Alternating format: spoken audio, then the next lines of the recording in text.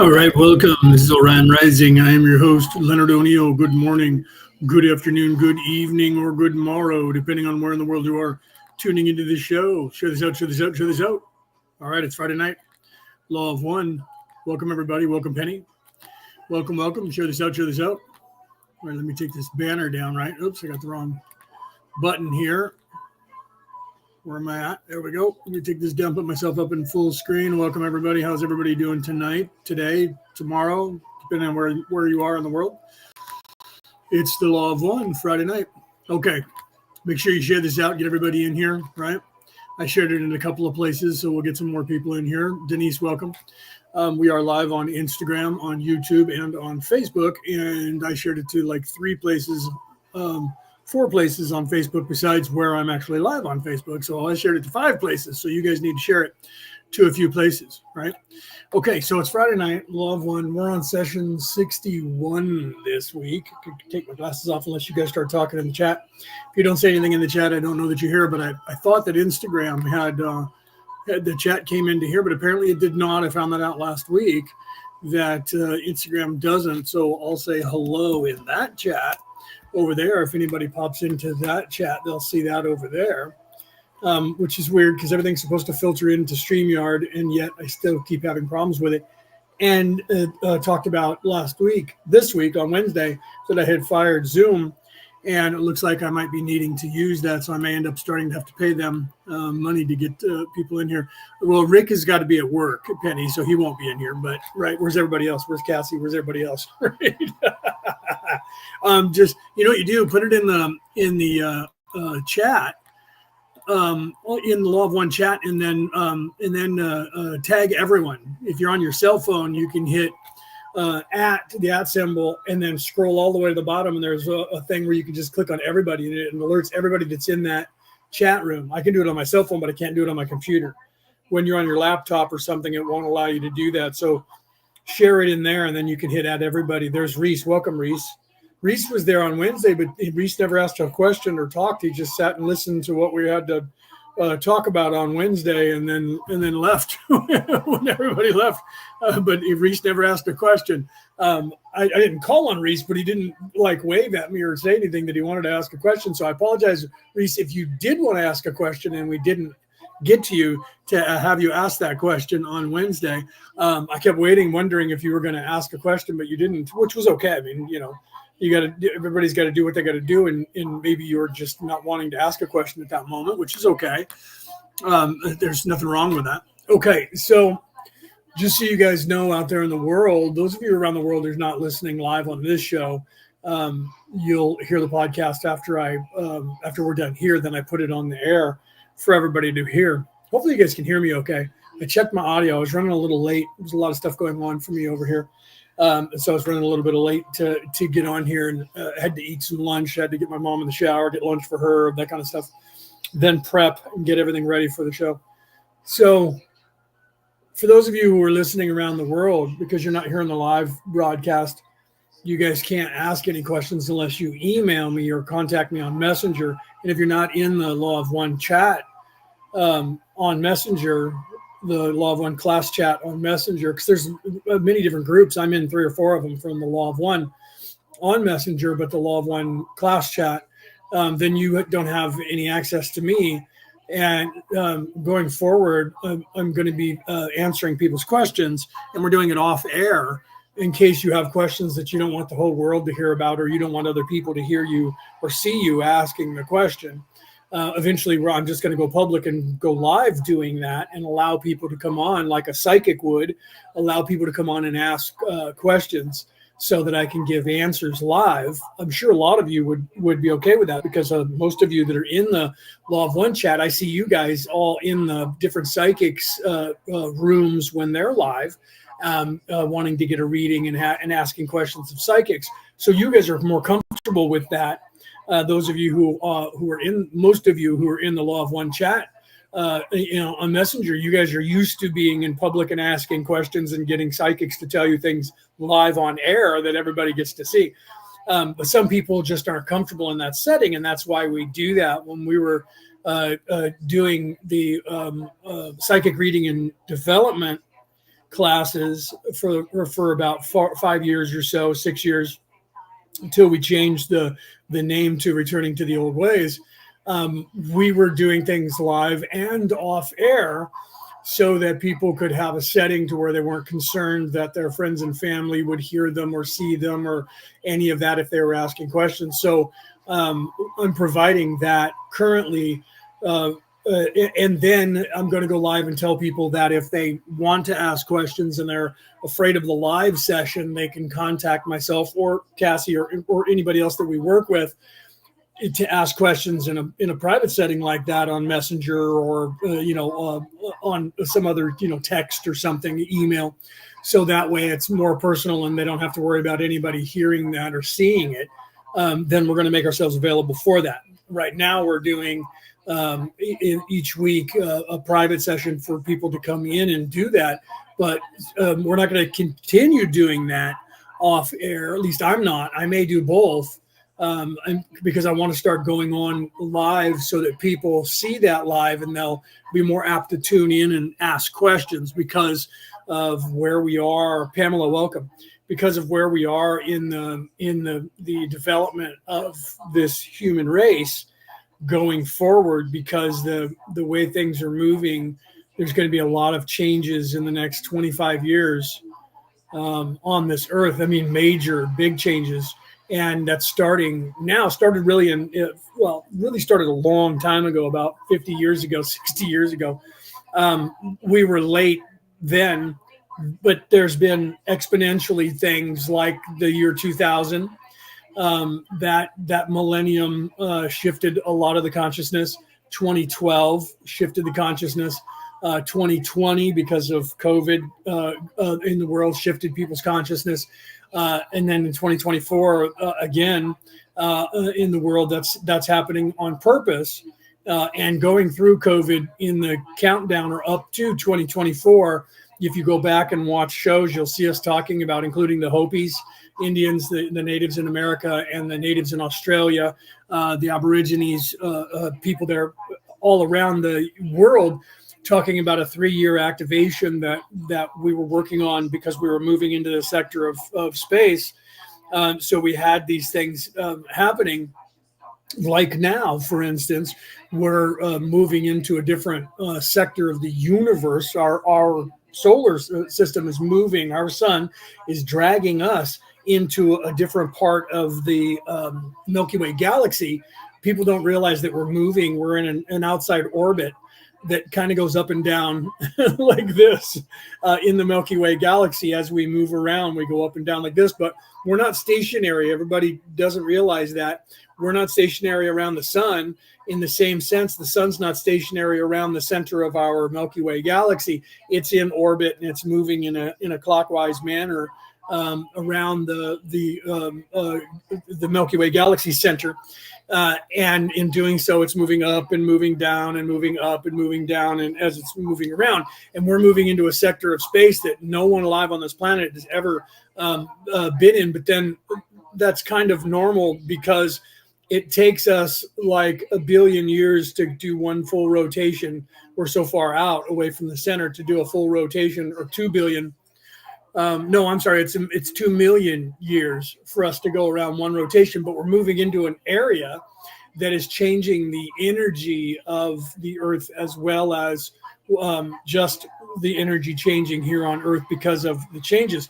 And then when you have things like a coronal mass ejection, like we just I've been going through since June, which is very odd for us to get hit over and over with that energy that's coming off of. If you guys were looking at the night sky and you're anywhere away from the equator of the Earth, you guys in Australia were seeing it last night, and you people in North America, if you're anywhere near the poles, the closer to the poles that you get, the more you're going to see this aurora borealis, which normally only happens it does kind of happen at a certain time of year, this time of year, but it's normally way up to the poles.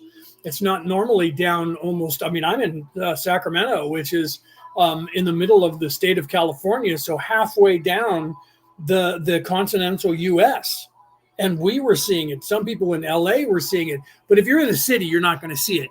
If you're in a major city, the lights from the city itself, from all the street lights, all the buildings, all the street lights at the signals, and car lots, and football fields and arenas and all of that illuminates the sky. You don't even see that many stars. But if you live in the country or up in the mountains to where it's less populated or away from the major city, you know what I'm talking about. You see the sky and you see major amounts of stars anyways. So you're seeing that stuff better, but then you will see the aurora borealis hitting us. And literally last night, they were showing it on the news here in Sacramento that literally here's the sky last night here in Sacramento, and showing us pictures. So all the way here, and I'm only at 38 feet above sea level here, right? So we're not up in the mountains. We're down in the valley of the state of California, in the central part of the center of California. I mean, we're not in the middle of the central part of California, but we're close to it. We're in the middle part of the state itself, north of the San Francisco Bay, and we're almost dead center left to right, or east to west of the state, and almost dead center north to south. That's why the state capital is here, and the city of Sacramento. And it's the largest inland port. There's the port of Stockton and the port of I think Stockton's bigger than Sacramento, but Sacramento is pretty big as well. The port, that is. Stockton is a huge port, like in San Francisco and Oakland, in Alameda. Those are the really big ones, and then the next biggest one is in Stockton. People don't know that because Stockton's like 35 miles inland. So are we. Okay, so that's been hitting us. June, we went through a couple of weeks of that. Then in July, we went through another week or two. August, September, and now here we are in October, and we've been getting hit now for about 6 days, almost a week, with this energy that's coming off of the sun. So that's causing a lot of people to have sinus problems, headaches, and the like, because you guys don't realize that you're actually sensitive to the energy that's coming off, the radiation that's coming off of the sun. It's not a radiation that does any damage to us, but it does have a sound wave. Everything has a vibration, energy, frequency, and vibration. So even if you don't know it, some of you are feeling it. Some people are sensitive enough to where they're like, I don't know why I got a headache. I think I'm catching like the coop or something, the coronavirus. Steve, welcome. Ashley, welcome. So thank you for saying hello in the chat. If you guys don't talk to me in the chat, I just see numbers and I don't know you're here. Same thing, but I'll have to check on Instagram to see if anybody's over there. Yeah, there's somebody that's over on Instagram who joined in. I don't know if you're still there. And it says, I think it's Carlos. It says Manhaz Carlos. Welcome, Carlos, over there. So if you say something, I do check the chat over there. So if you have any questions, Carlos, I will be checking in over there to answer your questions. Okay, so the energy, right? Denise said we saw it here last night. Yeah, see, Denise, you got to see the stuff last night. And then Penny said all I was able to see was shooting star last night. And we there's some of that going on as well this time of year. Not as much as there is in August when we go through the Kuiper Belt, but there's still some stragglers from us going through the Kuiper Belt that we can see. burning up in the atmosphere at this time of year, but it's not as pronounced. So there's a lot of energy and changes is my point. And then I'll get back on point with Raw here and we'll get started. But going forward, there's going to be a lot of significant changes, and people are really starting to exponentially wake up and start asking more questions. And there's not as many people that are out there. I mean, there's more people out there that are leaders now than there were 40 years ago, but there's still just not enough people answering questions. So it's just the way it is. It's going to be that way because the more people that wake up, the more people need to answer questions. And you have so many people that are lying and making things up to make people doubt what's going on because they don't want people understanding or understanding, more importantly, what's happening to them, because the status quo of the 1% and the 14% that are in service to self on this earth, they don't want things to change. They want this way of life to stay, even though it's not going to. It's going to change. It's going to end. This entire way of life that we have currently is going to end. That doesn't mean everybody gets freaked out and thinks that means we're all going to die, because the Christians have been teaching the rapture for so long. They believe, and then they came out with the Left Behind series, that everybody believes that there's going to be this time when 3/4 of the population is just going to disappear before your eyes, and cars are going to slam into everybody else because there's no driver anymore, and planes are going to fall out of the sky because there's no driver anymore, and you're going to find yourself one of the left behind. Basically, they're telling you that now you live in hell, and that's the way it's going to be. That's not what the rapture is, as a matter of fact. Okay. However, it's based on, and I wanted to clarify this before we move into the law of one. It is based on the timeline split, where there is going to be this split. The Hopi rock legend was 10,000 years old, talked about this. The Aborigines have a version of it that is almost identical. Not much changes in that. And there's psychics that are channeling people or communicating with people like mediums that are getting this information. And some people, claim that Ashtar wrote a letter saying, "Oh, you guys haven't chosen the side and you're running out of time and I'm out of here and we're leaving." That's just not true. Ashtar's not going anywhere. They didn't communicate with that person who says that. That's a lie. It's not true. I can tell you firsthand. Okay. So that's just not the case. However, is there a timeline where it's becoming more difficult to that you're actually seeing people starting to be polarized? Well, yeah. I mean, that's just normal anyway. People polarize, but there is a split when you look at that's the temporal war. When you look at the timelines in the future, there's two prominent timelines. One of which is the timeline where AI becomes too much in charge, and that ends up being, most people are a kind of a cyborg, and the population of the planet is about 690,000 people. But that's not something that happens overnight, but that is in the future. And then the other possibility is the utopian society where AI is not allowed to get out of control. The evil people of this earth are pushed into the background. This way of life changes, and there's 12 billion people on this earth. Right now, for instance, we have almost 8 billion. In 1981, when this session that we're about to do took place, we only had 2.7 billion. So literally between 1981 and now, we've gone from 2.7 billion to 7.8. Some people are saying 7.9 now billion people on this earth. So there's been a population explosion on this planet that has never been seen on this planet before. The explosion of this magnitude has never happened. This has all been planned. This is all done on purpose. There's a lot of wanderers, billions of wanderers who are here on this earth currently. Came here to help, literally billions of them.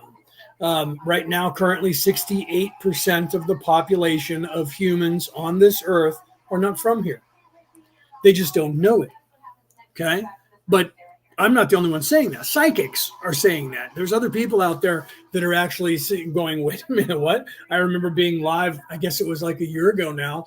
I'm not exactly sure of the timeline, but Penny was there. Denise, you were there when Jamie Watson-Wolf said that. Joanne, welcome. When Jamie Watson-Wolf said that, because she was reading me at the time and said, Leo, you're first of all, you're unveiled. And I was like, yes. And she's like, well, what is that like? And I'm like, it's kind of crazy, but you get used to that. Everybody can get there. It's not something that is as rare as it was, say, 1,000 years ago on this earth. But she said, and moreover, your brain doesn't work the way everyone else's does. You're like a computer. I was like, yeah, I always associated with Spock on Star Trek and the Vulcans because of that. But then moreover, she was like, and you're actually not even from here. I'm like, this physical body is. I was born into this body legally. I've been here for a long time, but most of you have. You just don't know it. And she said, they're now telling me, they're laughing because I was weirded out that you were an alien. And this is her talking. And my guides are now telling me that 68% of the population is not from here. And I was like, yes. But no one knows it because in this place, in the place of doing, in the third dimension, everybody's veiled when they're born, unless you come through unveiled. And your job is to pierce the veil, to become unveiled or partially unveiled. You're supposed to move towards that. Okay, so you have to realize that just being here, though, even if you're not unveiled and you are from a higher plane, there are signs, and we can get into that on a different day because today we're going to be talking about the law of one. But just being here, you're making a difference in a way that you're unaware of because you come from a vibration that is higher than this place. And because you're sacrificing yourself to come down here, to be born into a body, to live here and be veiled like everybody else, you're still vibrating at a higher level than the indigenous population. And because you're in service to others, because people who are in service to self will never, I can't say never because there's always maybe one in a billion souls that are in service to self will come back and try to be self-serving again. they don't do it for purposes of being in service to others, and because they're not in service to others, they don't want to help anybody, so they don't want to come back. So 99.999% of all people in service to self, they don't do this. They don't become wanderers. So just the act of coming back here, you did it to help. So you come through and you're helping just by being here. You're raising the vibration of the all, right? Wool Riders, is that how you say that, right? Wool Riders, welcome. Wool Riders DJ, welcome. Okay, so I'm going to go ahead and get started with session 61 of the Law of One. But I know I just spent 23 minutes, almost 25 minutes.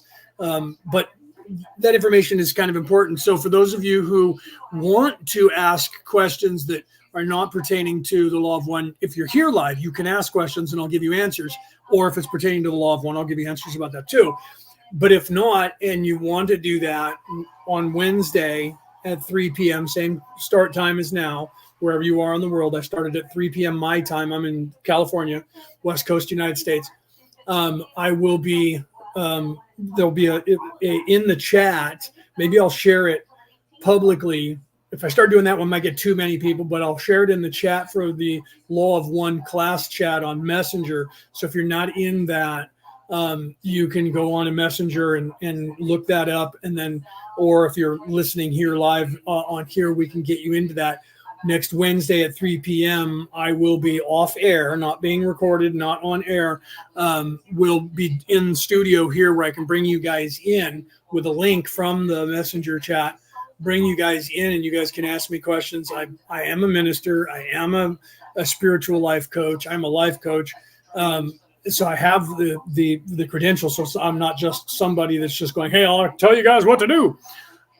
And I'm unveiled. Okay, so if all of that scares you and you don't want to have anything to do with asking me questions, I'm all right with that. I'm also a medium. You can't be unveiled without being a medium, by the way. And I'm a healer.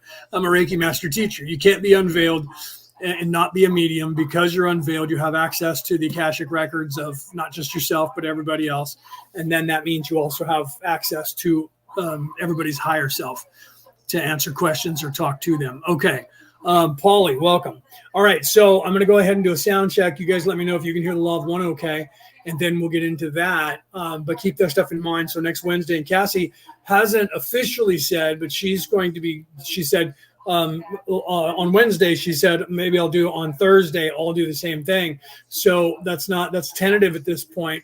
But Cassie's also going to be doing the same thing and having a group of people. So if you don't resonate with me being a man in this physical body, you can choose a female to ask questions of and get answers if that's what is, what you're in tune with, right? Because, not everybody resonates with everybody, and we know that. I don't resonate with everybody. She's not going to resonate with everybody, and maybe you won't resonate with her or myself. But there's other people out there besides us in the world that are doing this very same thing, some of which who work with us, and some of which are working with us, but not part of our coalition, but attached to the coalition of planets that's up there on Venus. So there is a lot of that. So there's a lot of people here now. I mean, if you figure 68% of the population of this Earth didn't originate here on this Earth, and of that 68%, it's close to probably 50% of that 68% are wanderers. The others have come from another place, because you guys don't realize that's why they tie that into with that whole, this is a penal colony and you're a prisoner, and people have been dumping you from all these different places because they know that some people that are partially awake are going to be asking psychics, and they're going to be like, wait, I'm an Andromedan. Wait, I'm a Blue Avian. Wait, and they're going to go, see, you were a prisoner and you were brought here from there. That doesn't mean that at all. It doesn't mean that at all.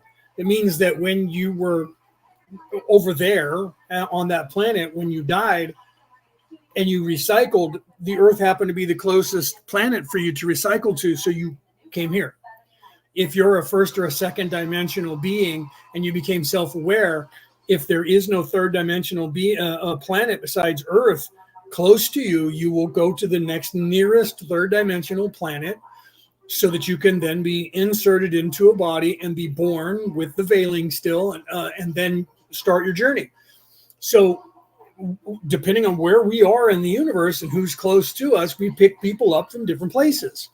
And they come in, and then they take 7 to 10 lifetimes before they're supposed to be able to graduate. Although nobody has graduated from here, from this Earth, in the last 75,000 years.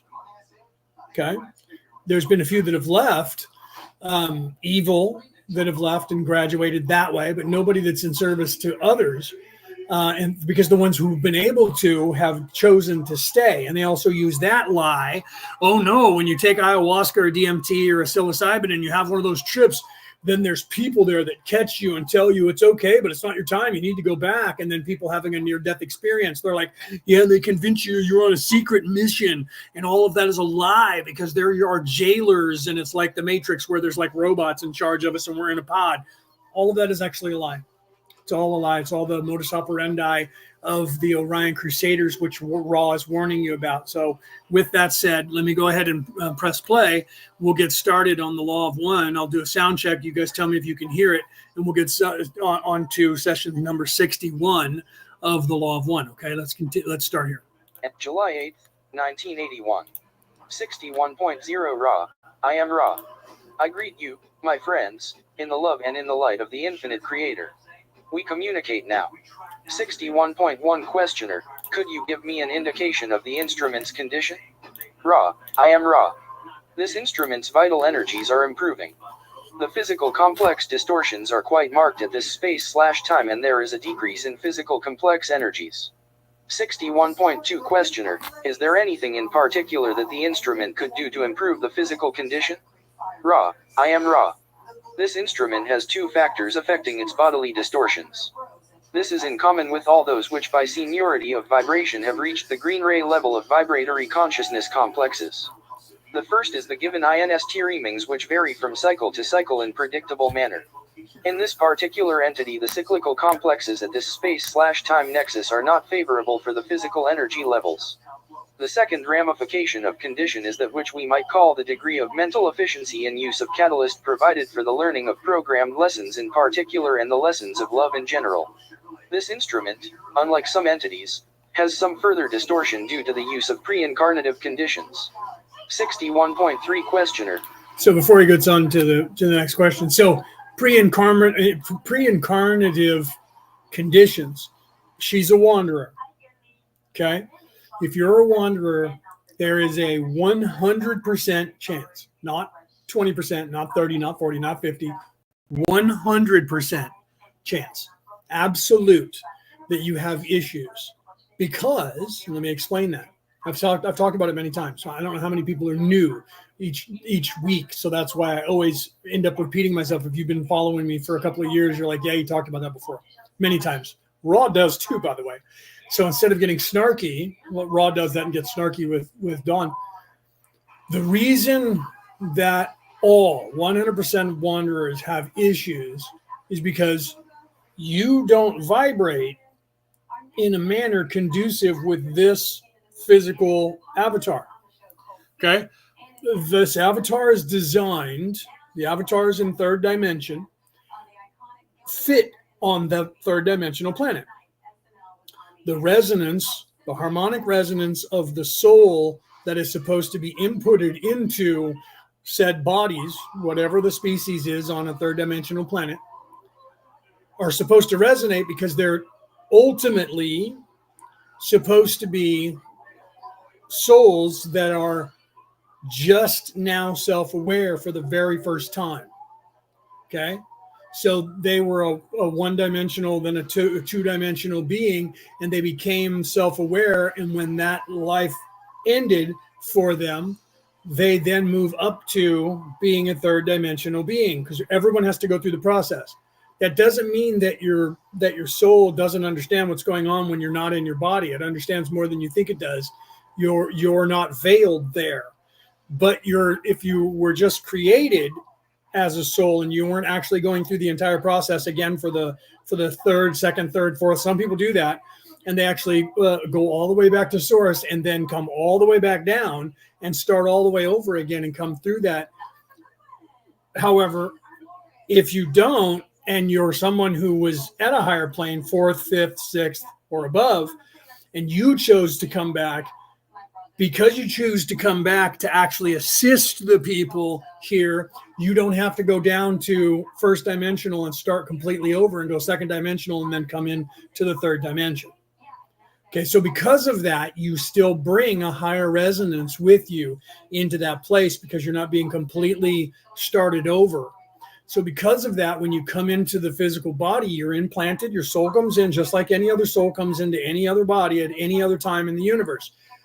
But you don't resonate low enough in frequency for this body to just be normal and fine with you.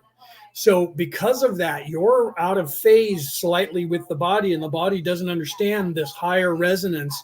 So it gets confused and it causes disruption in the cellular structure of the DNA.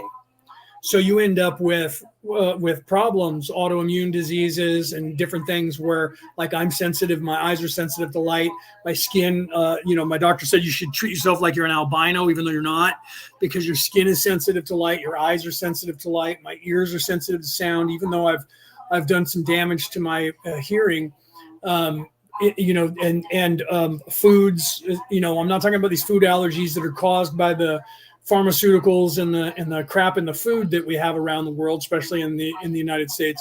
I'm not talking about that, but other things like I got to run from the sun's rays, when I'm outside, or I get burnt up more than anybody. I know I'm Irish and I know I'm European, so that's kind of evident in that respect. But above and beyond having other problems, and there's somebody that is, you go to the doctor, and if it's not you, because I'm sure it is, you go to the doctor and they're like, we don't know what's wrong with you. We can't figure it out. We got to run these tests, and they run like 1 billion tests on you. And after 5 years or so, they finally say, we think you have this, and we think you have that, and we think you have this. And then they go, nope, it's not that. Nope, it's not that. Nope, it's not that. Nope, it's not that. And eventually what happens is, if you're waking up at all, you will then take control of that and say, I need to figure out what's wrong with me and what can change that. And I've had people on my show over the years talking about that, so you guys can see that, and we'll have that more going forward when we get that platform up to show you that, where people said, I was horribly in pain. Cassie, if she was here, could tell you that same story. Caroline, welcome. I see there's a few more people popping in. Amanda, welcome. So wanderers have those issues, and then we end up saying, I have this problem and the doctors can't figure it out. I need to research and get in touch with myself and my body, and then figure out what I can do to fix that. And 9 times out of 10, the wanderer will figure out how to fix that within their body and alleviate those problems. And then science won't allow that. And they're like, yeah, no, you didn't do that. You're just in remission. Like myself, right? I was diagnosed in 2012 with asthma and COPD. They can't figure out why. They keep telling me I'm just in remission. They can't figure out why I no longer have asthma or COPD, and I don't test for it. And I don't mean there's not like a blood draw test. They put you in a machine that tests your lung capacity and your breathing and your oxygen level and all of that. And they're like, we must have misdiagnosed that. And then they go back and they're like, no, here's the x-rays. Here's the actual test, physical test done by doctors. And now the x-rays are his lungs have regenerated. That doesn't happen. Your lungs regenerate because it's like your tongue is constantly taking damage. So both of those organs regenerate more than any other organ. But they've never had anyone in the history of this planet test positive for asthma and COPD, especially COPD. And then the x-rays 2 years later show no trace of COPD damage in the lungs. And they were like, we must have, messed up. And then they went back and talked to the actual doctors who were working with me and testing me physically. And they were like, he had COPD and you can't fake that. Because we put him in that machine. We put him in the box. Right? If you guys have ever taken a COPD test, a breathing test, you know what I'm talking about. You're in the box and they put things in your mouth and they're shutting off your air and forcing it and making it hard for you. And then you're on a bike and you're doing the same thing. And then you're on a treadmill and they're doing everything they can do to wear you out and almost make you pass out. You almost pass out a few times and you might actually pass out. That's why you're in a box. If you pass out, they just turn the air back in and go and get you oxygen. I didn't pass out, but I thought I was going to a couple of times. Anyway, so they're like, well, you're in remission, right? Then I was type 2 diabetic and no longer type 2 diabetic. Have tested normal for 2 years and 7 months. They will not say I'm no longer type 2 diabetic. They will not say I'm no longer asthmatic. They will not say I'm no longer have COPD. They just will not say it. And they're like, no one has ever come back from having, usually people who have type 2 diabetes end up with type 1. People who have COPD die. It's people who have asthma end up on an inhaler or medicine for the rest of their life. I'm not taking any of that stuff. Why? I'm not saying that I'm some guru that's great. I refused to buy into what they were selling me, and I decided to fix it. And I went holistically and used Reiki and used my chakras and went native in the world instead of popping pills, taking medication, and got off of all that stuff. And I don't have to worry about that. Okay. Everyone can do that. Your body, if you get rid of all the toxins that are in your body and stop eating the ultra processed foods and the high amounts of sugar, you take that out of your diet, and that crazy table salt that they sell you is bad.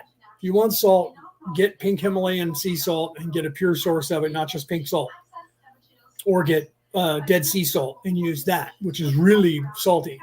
Dead Sea salt is really salty, but pink Himalayan salt, use that instead of that crap table salt. Most of the stuff that these people are feeding us is garbage and it's designed to make us sick.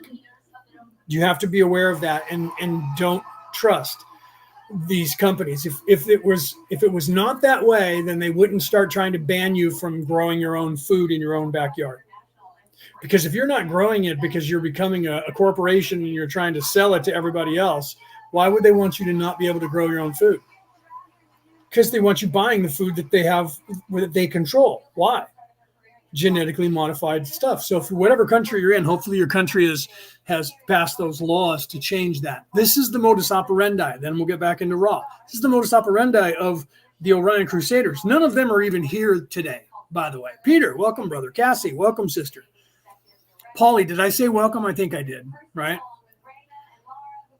So none of the Orion Crusaders are actually physically on this earth anymore. They ran away when we got here.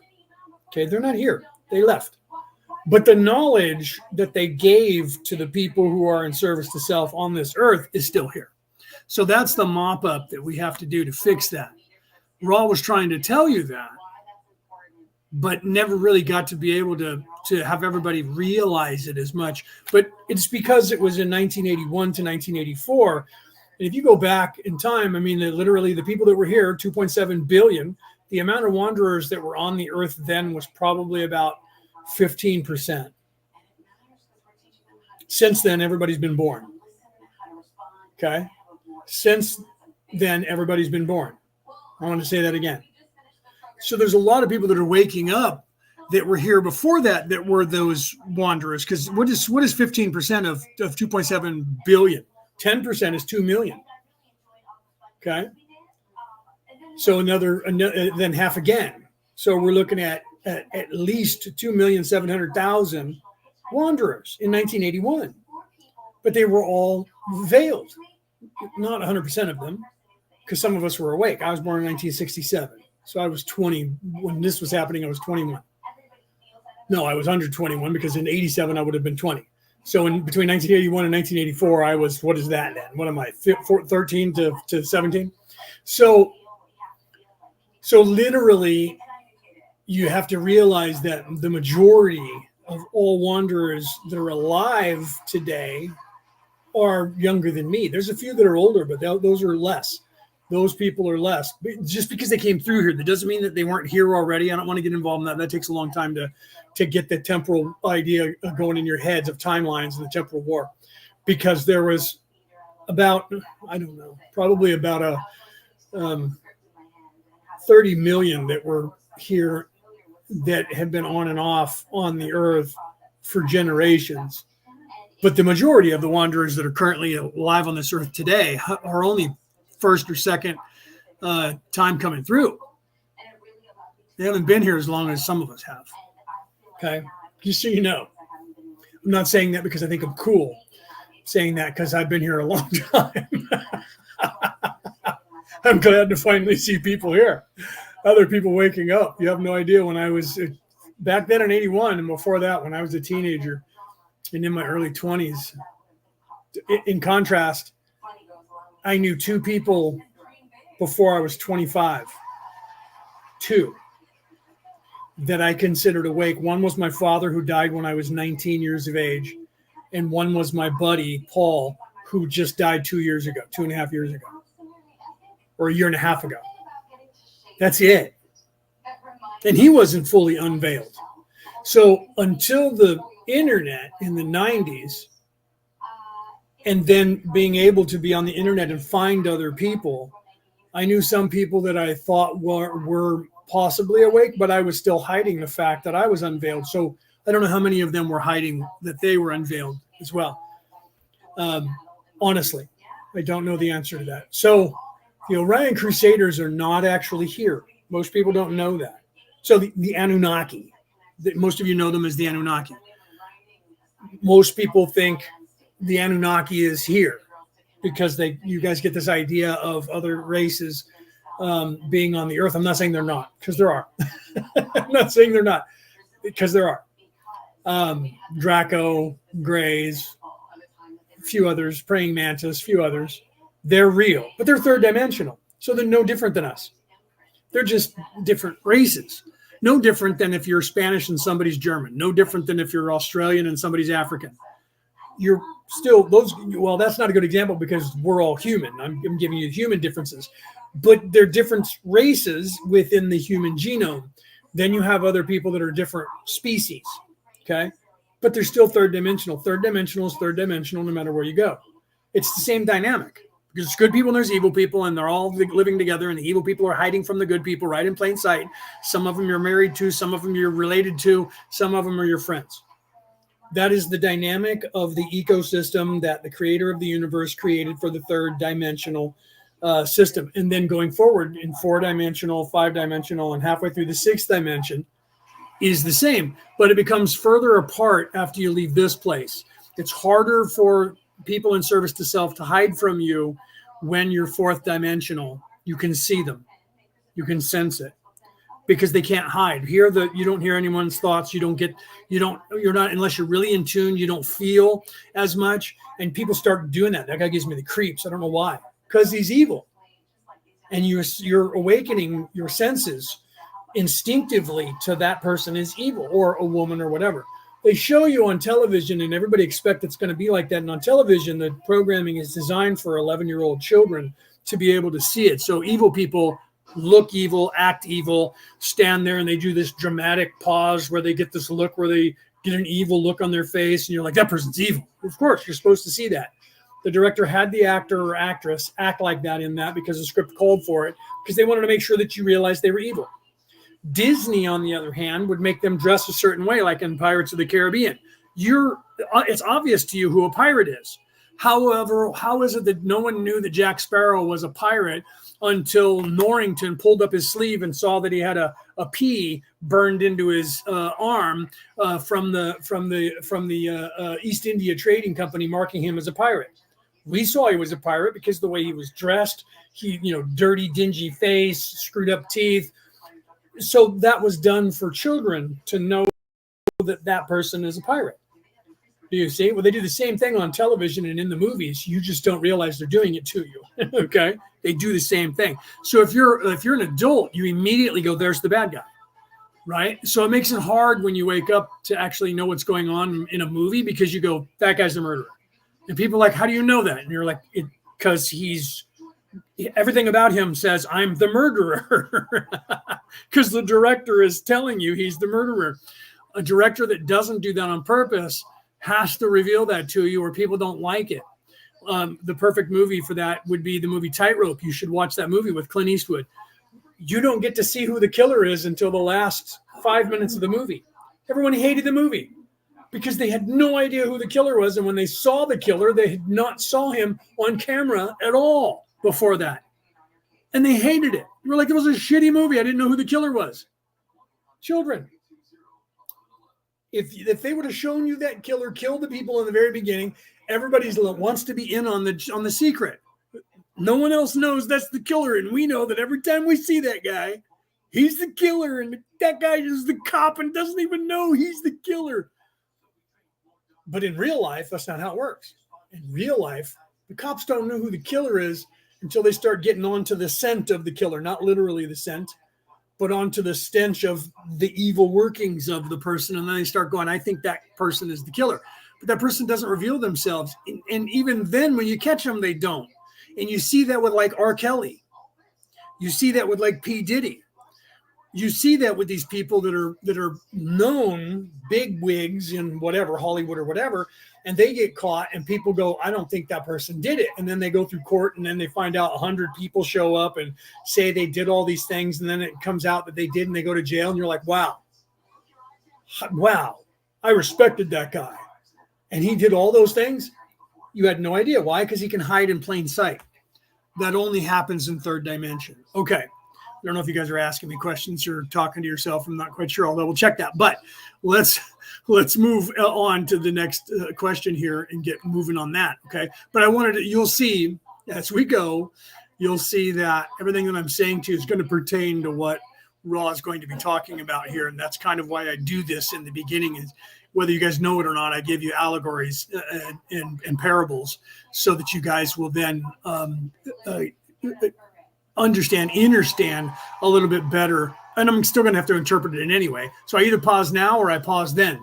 And people are like, I came here to listen to Law 1. Then go and press play on the tape from the video or pick up the book and read it yourself. And then if you have questions and you want me to interpret, come find me. If you don't feel like you need to have interpretation, you shouldn't be here anyways, because I'm here to actually try and help you to wake up here. And I'm trying to do what Ra was trying to do. And Ra is speaking in a language that most people don't get, because it was 40 years ago and the population of the earth was nowhere near where it is in the vibrational pattern now. So he was literally trying to talk to Dawn, who was a nuclear physicist, but he was also trying to give information that was generally going to be out there for people to hear. And like a prophet, He was not speaking to the people of 1981. Okay. He was speaking to people who were awake in 1981. Those people he's preaching to the choir. So it takes somebody to interpret that for you. Don never tried to interpret anything. Don just printed it and made books out of it. And you're supposed to be paying attention to it and trying to figure it out yourself. That's why I'm here. And other people like me. Let's continue. Can you expand on what you meant by the cycling INS reamings of energy? Ra, I am Ra. There are 4 types of cycles, which are those given in the moment of entry into incarnation. There are in addition more cosmic and less regularized inpourings which, from time to time, affect a sensitized mind/body/spirit complex. The 4 rhythms are, to some extent, known among your peoples and are called biorhythms. There is a 4th cycle which we may call the cycle of gateway of magic of the adept or of the spirit. This is a cycle which is completed in approximately 18 of your diurnal cycles. The cosmic patterns are also a function of the moment of incarnative entrance and have to do with your satellite you call the moon, your planets of this galaxy, the galactic sun, and in some cases the INS reamings from the major galactic points of energy flow. 61.4 Questioner, would it be helpful to plot the cycles for the instrument and attempt to have these sessions at the most favorable points with respect to the cycle? Ra, I am Ra. To that specific query we have no response. It may be noted that the 3 in this triad bring in this energy pattern which is Ra. Thus each energy input of the triad is of note. We may say that while these information systems are interesting, they are in sway only insofar as the entity or entities involved have not made totally efficient use of catalyst and, therefore, instead of accepting the, shall we say, negative or retrograde moments or periods without undue notice, have the distortion towards the retaining of these distortions in order to work out the unused catalyst. It is to be noted that psychic attack continues upon this entity, although it is only effective at this time in physical distortions towards discomfort. We may suggest that it is always of some interest to observe the roadmap, both of the cycles and of the planetary and other cosmic influences, in that one may see certain wide roads or possibilities. However, we remind that this group is an unit. 61.5 Questioner, is there some way that we could, as a unit then, do something to reduce the effect of the psychic attack on the instrument and optimize the communicative opportunity? Ra, I am Ra. So remember that Carla was constantly under psychic attack because evil people were trying to stop this information from coming through at all cost. They tried to kill Carla over and over, many times, just during this. And eventually she succumbed to all the problems and died, but it wasn't until, I think it was between 2012 and 2014 somewhere, when she died, when she passed. But they were psychically trying to kill her many, many times. In almost every single session, they talk about this, and that's what's going on here. And they're talking about that. So that happened quite a bit. You have to realize that, and this is what I talked about last week, and I talk about this all the time with people, that when you start waking up, your vibration is higher and your light changes. You become more indigo. You become more blue. People that are disembodied spirits see that. They start flocking to you like you're the light source, whether they know it or not. People on the earth start flocking to you. You'll be online someplace and someone will just start telling you their whole life story and you don't know why. You're like, who's this random person who's telling me their life story? It's because they're drawn to you and they don't know why they're drawn to you, and they just feel that they can trust you and that they should be saying these things to you and they don't know why. That's just normal. It's just what happens. On the other end of the coin, people in service to self will instantly hate you. Some of them won't know why, but they'll know that they don't like you. And then some will target you in your job, whatever, wherever you are. You'll have some of them target you and try to do bad things to you, or make your life miserable, or get you fired from your job, or treat you like crap because they're your boss or whatever, because you intimidate them. Some of them, most of them are not awake enough to understand why they're doing it. They just instinctively hate you because you're a threat to them. They know they can't control you like they can everybody else. They know they can't intimidate you like they can everybody else. They know that you can see them. So if they're like a murderer, they'll try to kill you because they know that you can see that they're a murderer. So they'll want you to not be around them. They'll either try to scare you off or threaten you, or they'll try to kill you because they don't want you informing on them. I know that sounds crazy. Some of you know what I'm talking about because you've probably had different things happen, or you are currently having things happen to you. That's opposition. Opposition will also try to keep you, like an ego, try to keep you focused on your life and not on waking up, to stop you, to keep you in this matrix, because they want the status quo. They don't want you waking up because you become a threat to them. And by waking up, you then change the dynamic of the energy for the all, and it helps everybody start waking up. The people that are around you will start uplifting because you're uplifting when they're around you, and they don't want that. They want to control you, so they'll try to stifle people from talking to you, seeing you, hanging out with you, because you have a positive effect on them, and that's negative for what they're trying to do with or to that person that is in their life that is also in your life. You need to understand this. This is the sort of stuff that 90% of the population is oblivious to, because they're stuck in this, what you guys know as a matrix, this illusion. We have given you the information concerning that which aids this particular mind/body/spirit complex. We can speak no further. It is our opinion. Oh, I didn't see that. Hold on. Offer that each... Sorry, I didn't have my glasses on. I wasn't looking. So Cassie asked a question. Well, where is it? Let me find out. Leo, how did Carla protect herself? That's a good. I think he's about ready to say that, but I'll tell you anyways. From the psychic attacks, truly, there's several different ways. But the raw was raw. I'll tell you what Raw said, and then I'll tell you what I tell everybody else. Raw's right. I'm not saying Raw's wrong. But if you don't have this ability and the constitution to do what Ra is saying, it becomes more difficult. So Ra answers that question when Dawn asks, how do we stop the psychic attack from happening? Ra says, greet them with the love and the light of the infinite creator. That literally is the wall that stops all evil. They cannot penetrate that. But if you don't have the discernment and the focus and determination to mean that from the heart with love,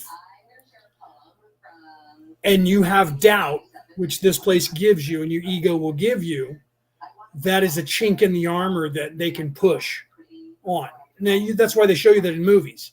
Evil pushes on every little chink in the armor and every anti-hero, because all programs have to keep your attention. So every hero has a chink in the armor and is weak somewhere, and the evil goes after that person and almost destroys their soul before the person does the Hulk Hogan and stands back up and gets up to fight and wins it ultimately at the last second before everybody is about to die, and they just barely get over the finish line and defeat evil. That sells tickets. So that's what they show you and everything. That's why in the Wrestling Federation, what's his name? I can't think of his name. The owner that used to be the owner, I think he just died. He had that dynamic, and that's why I said the Hulk Hogan, because you could tell 30 seconds after the match starts, if the bad guy gets the upper hand and continues for more than 2 minutes with the upper hand, the good guy's going to win the match. 90% of the population has no idea that that's a dynamic. I do. And so if the good guy comes out and beats the bad guy down in the very beginning, he's going to win the match. If the bad guy comes out and beats the good guy down, it depends on which one's more popular. If the bad guy's more popular than the good guy, then the bad guy will win the match. They never change the dynamic. It's always the same. Rarely do they flip that. Sometimes they do it on the fly. I was at a match where they did that on the fly. I was in San Jose, California, with my brother. And we knew wrestlers that were there. Hulk Hogan was there, and my uncle was friends with Hulk Hogan. So at the time, though, my uncle wasn't there, and we didn't talk to Hulk Hogan. But I grew up because of my uncle and my father knowing wrestlers. I grew up with a lot of these wrestlers, a lot of them, some that are gone now. But we were there that day, and that day was a banner day for wrestling because Owen Hart had died, and Bret Hart, his brother. Owen Hart died during a match. He would always come in on a string out of the rafters and come into the ring, and the harness that he was using broke, and he fell to his death.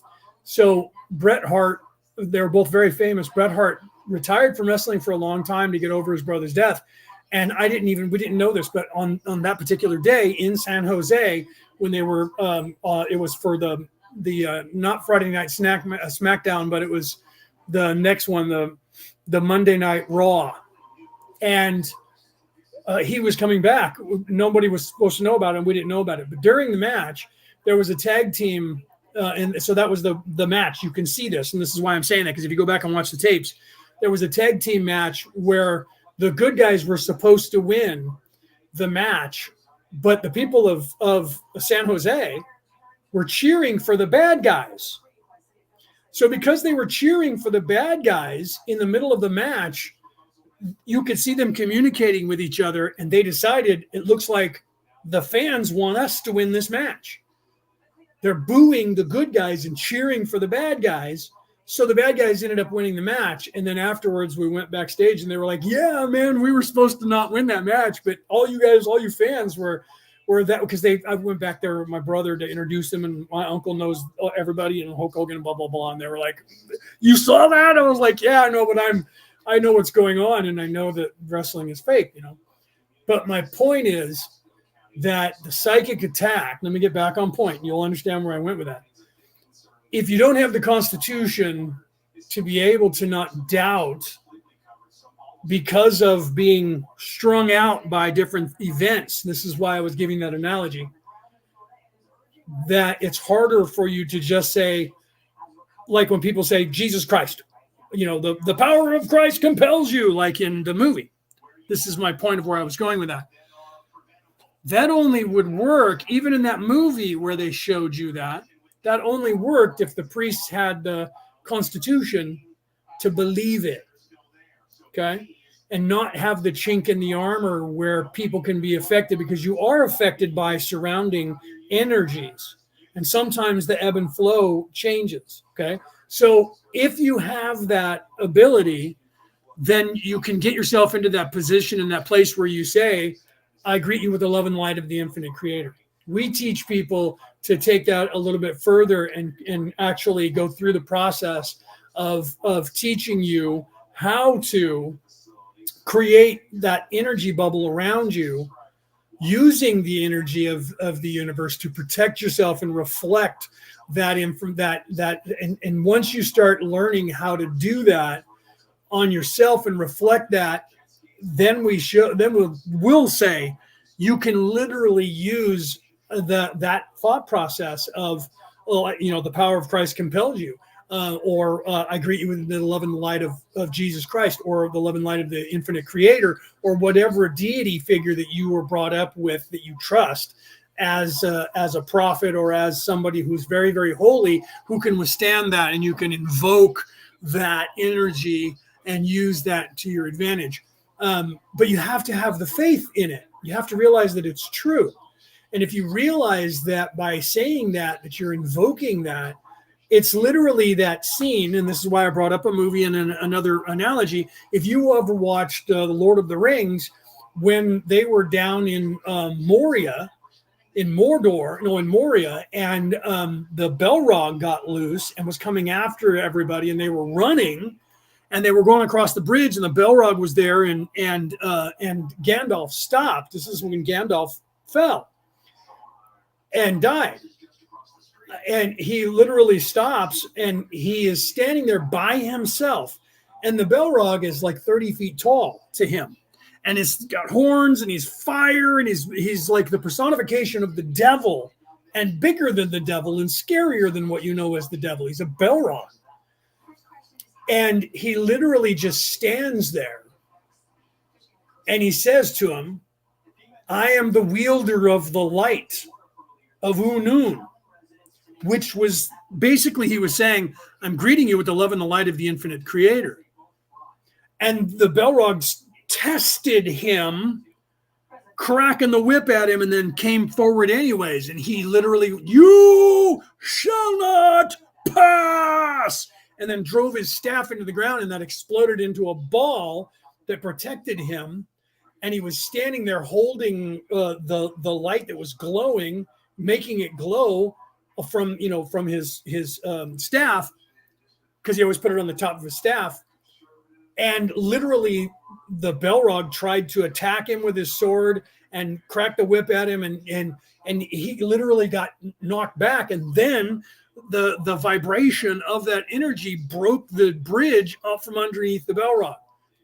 However, then Gandalf turned around, relaxed, allowed the bubble to go down, not thinking I should be holding on to this longer.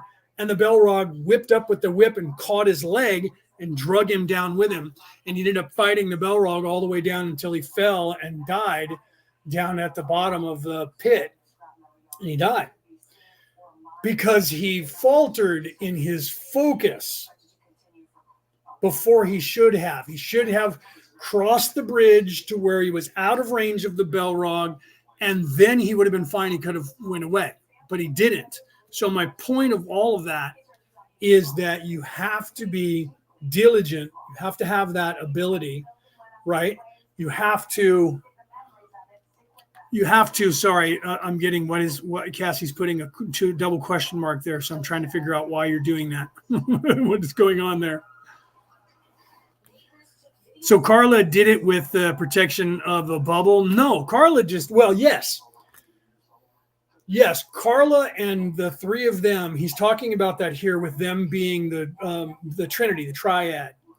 Their energy and their love for one another. You have to remember that Carla and Dawn were actually married, okay? So their energy and the three of them were a unit. We're all literally just got done saying that a second ago it was 5 minutes ago now when I stopped playing it, that they're a unit. So the three of them together with their energy. And they literally started the group called the LL Research Group, which I believe means love and light, the Love and Light Research Group. I don't know for a fact that that's what it means, but everything from the universe is telling me that's what the LL stood for in the LL Research Group, love and light. So because of the energy they had for one another, and because of the determination that they have for one another and the love that they have for one another, the three of them can hold back anything. That's why they all came through as wanderers, to get together, to find each other, to actually do what they did to channel Ra. Ra talked about that early on in the session 1 or 2 or 3 or 4 or something like that. But is reiterating that here. So, but what you end up doing, and this is why I said no, but yes, is that coming from your heart chakra, when you say that or think that or say, I greet you with the love and the light of the infinite creator, it's never like a wall that comes off of you. It's always a bubble. It always is a torus. It always is a bubble that originates from your heart chakra. So it always comes out as a bubble around you to protect you. When you're utilizing any energy, even when I was teaching Wicca and teaching how to cast a circle, we first get you into the concept of you're casting a circle, but the truth is you're casting a bubble.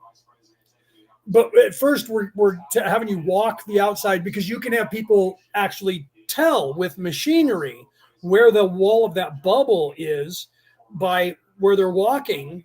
You can actually use machines to say, wow, there's actually an energy field that is right here in the air, but it's actually a bubble. Okay. It's actually an encompassing bubble. So just them putting that wall up is actually a bubble around the working space that they're in, that they're there.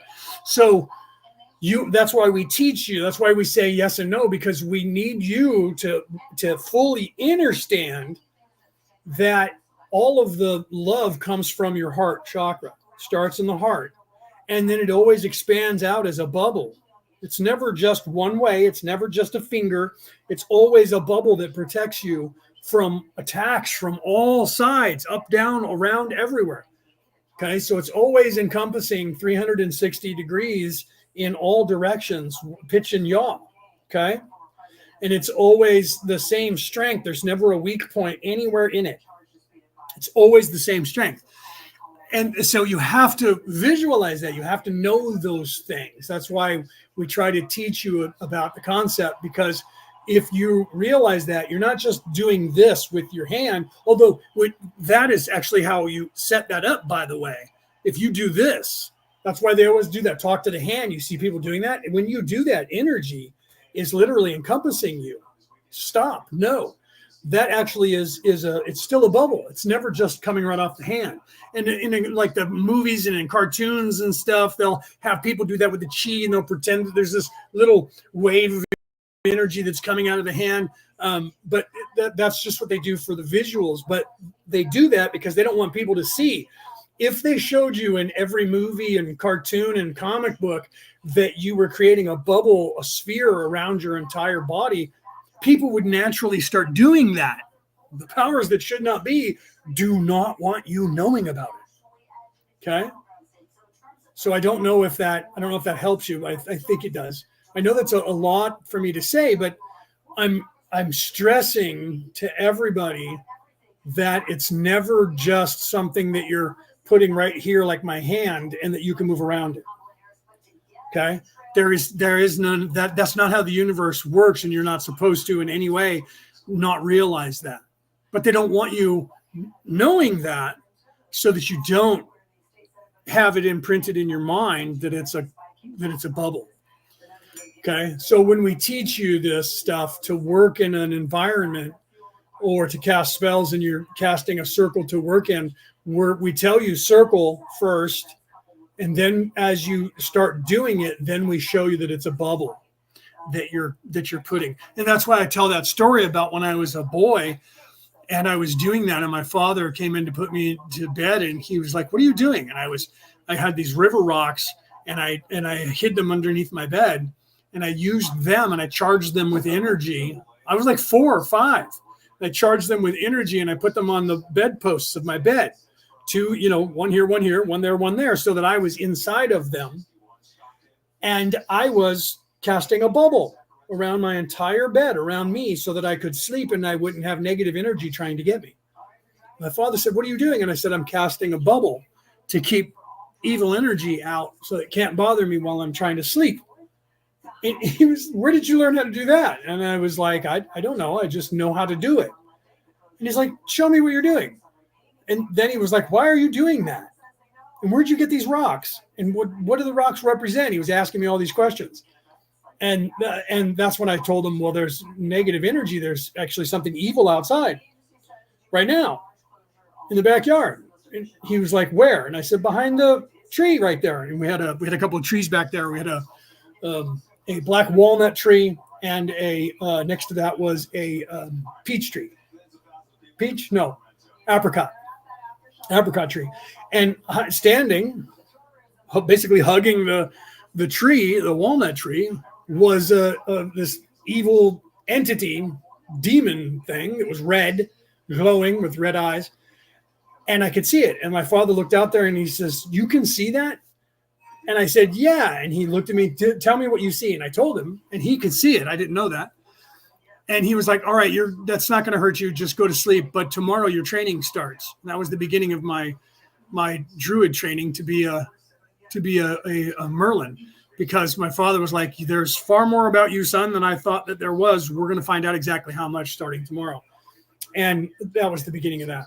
Okay, so let's continue here. Hopefully that answered the question. So if you're going to do it, you can use those different techniques, but you have to realize that you're putting up a bubble, not just a one-sided wall. All right, let's continue. Is in remarkable harmony with each for this particular third density illusion at this space/time nexus. 61.6 Questioner. I want to ask a few questions Jim had here about the healing exercises. The first is, in the healing exercise concerning the body, what do you mean by the disciplines of the body having to do with the balance between love and wisdom in the use of the body in its natural functions? Ra. I am Ra. Well, the pyramid's good for healing and other kind of things, knowledge and things like that. But for protection, yeah, you'd want to use a bubble, Reese. Okay, let's continue. We shall speak more briefly than usual due to this instrument's use of the transferred energy. We, therefore, Request further queries if our reply is not sufficient. The body complex has natural functions. Many of these have to do with the unmanifested self and are normally not subject to the need for balancing. There are natural functions which have to do with other self. Among these are touching, loving, the sexual life, and those times when the company of another is craved to combat the type of loneliness which is the natural function of the body as opposed to those types of loneliness which are of the mind/emotion complex or of the spirit. When these natural functions may be observed in the daily life, they may be examined in order that the love of self and love of other self versus the wisdom regarding the use of natural functions may be observed. There are many fantasies and stray thoughts which may be examined in most of your peoples in this balancing process. Equally to be balanced is the... Yeah, I watched that show.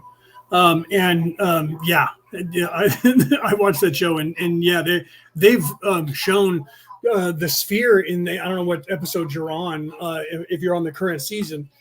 They showed literally where they were looking up and they were inside of a dome of energy that went up to a point, and that it was a cylinder that they were in that's right over the what they call a triangle as the center of that.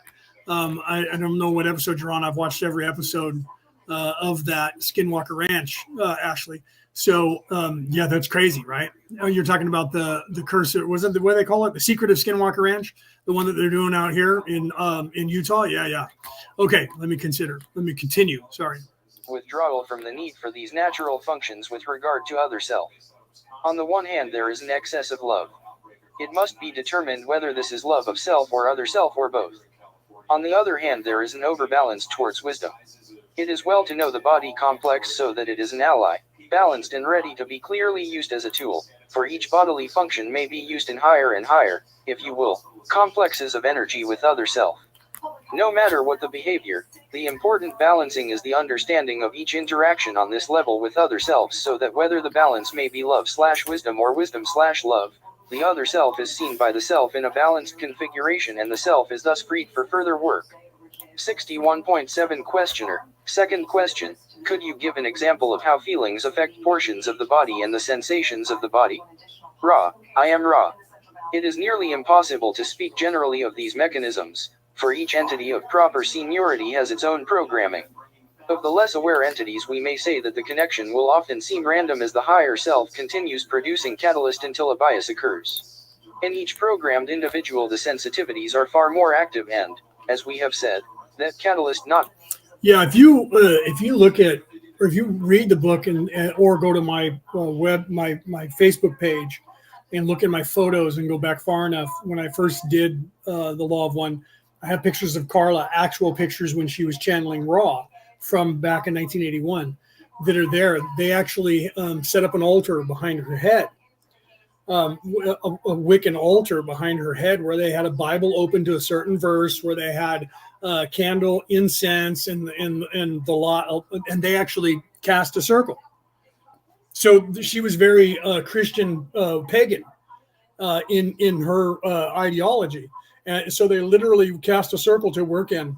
And then they did that around the house that they worked in. They cleared it out the same way. They used sage to clear the house, their workspace, the whole nines. They were very spiritual, ahead of the time for 1981 here in the United States, to be very European-minded and shamanistic-minded and druidic-minded, and even further Eastern philosophical educated and minded for 1981. There wasn't many of us on the earth, especially in America, that knew much about those spiritual practices from Europe and further east. Here in the United States, it was mostly Christianity and Judaism over here in the United States at the time that people had the general knowledge of. Let's continue. Used fully by the mind and spirit is given to the body. Thus you may see in this entity the numbing of the arms and the hands, signifying this entity's failure to surrender to the loss of control over the life. Thus this drama is enacted in the physical distortion complex. In the questioner we may see the desire not to be carrying the load it carries, given as physical manifestation of the soreness of those muscles for carrying used. That which is truly needed to be carried is a pre-incarnative responsibility which seems highly inconvenient. In the case of the scribe we see a weariness and numbness of feelings ensuing from lack of using catalyst designed to sensitize this entity to quite significant influxes of unfamiliar distortion complexes of the mental/emotional and spiritual level. As the numbness removes itself from the higher or more responsive complexes, the bodily complex distortions will vanish. This is true also of the other examples. We would note at this time that the totally efficient use of catalyst upon your plane is extremely rare. 61.8 Questioner: could you tell me how you are able to give us information like this with respect to the first distortion or law of confusion? Ra: I am Ra. Each of those is already aware of this information. Any other reader may extract the heart of meaning from this discussion without interest as to the example's sources. If each was not fully aware of these answers, we could not speak. It is interesting that in many of your queries you ask for confirmation rather than information. This is acceptable to us. 61.9 Question. Okay, so do you see what Raj just said there, or did you hear what Raj just said there? So Dawn asked the question, how is it that you could give us this information given the law of confusion and the veiling? Well, you guys all already knew the answer to this. That's why I could tell you this, because you guys were already aware of this ability. However, the reader may take this and not even understand anything that was just said. Okay? So Ra was there saying, I'm telling you guys this because I can give you the information because you're ready for it or you already know it. But that doesn't mean that it's going to translate to the rest of the world, the reader who's going to read it. That's just like in my book that I just put out in June that just got published. I know that there's going to be a good portion of the people that as they go into that book, they're not going to finish it because they're going to start it. Some people are going to start it and go, wow, this is cool. And then as I'm pulling people to a higher vibration and I'm talking to a higher vibrational people towards the end of the book, that people are going to fall off. I'm aware of that. That's why I structured the book the way that I do. I do the same thing with my show. I structure it with low vibration in the beginning to pull people out of their comfort zone into a place of uncomfortability, to a higher realm of vibration. By the end of the show, there's less and less and less people here. Not because I talk long. I could stop now, and it's still the same. I could go on for 3 hours. I could go for only 1 hour. I could go for 2. It'll always end up being the same because I know that if the dynamic is, if I'm only going to be on the air for an hour, then I speak in that way so that I start low and pull people at a faster pace to a higher vibration. So I'm going to lose a certain percentage always, and those people who are capable of continuing will. But other people are like, yeah, I'm done with this guy. Because linear people drop off first. And that's unfortunate for them because they think I'm bouncing around and I'm scatterbrained and they don't realize that I'm talking in parables, right? And so because of that, some people will leave because they won't get. And that's why I try to change up my parables so that I go one easy, one hard, one easy, one hard, and I go in with that, right? Easy, hardest one. Second easiest, second, less hard. Third, less hard, and then meet in the beginning, in the middle. Then the next time I'll switch it and go from the middle out. But it's still difficult because if you're not talking to the lower vibration and if you're only talking to lower vibrational, the higher vibrational people will go, yawn, that I already know all this, I'm out.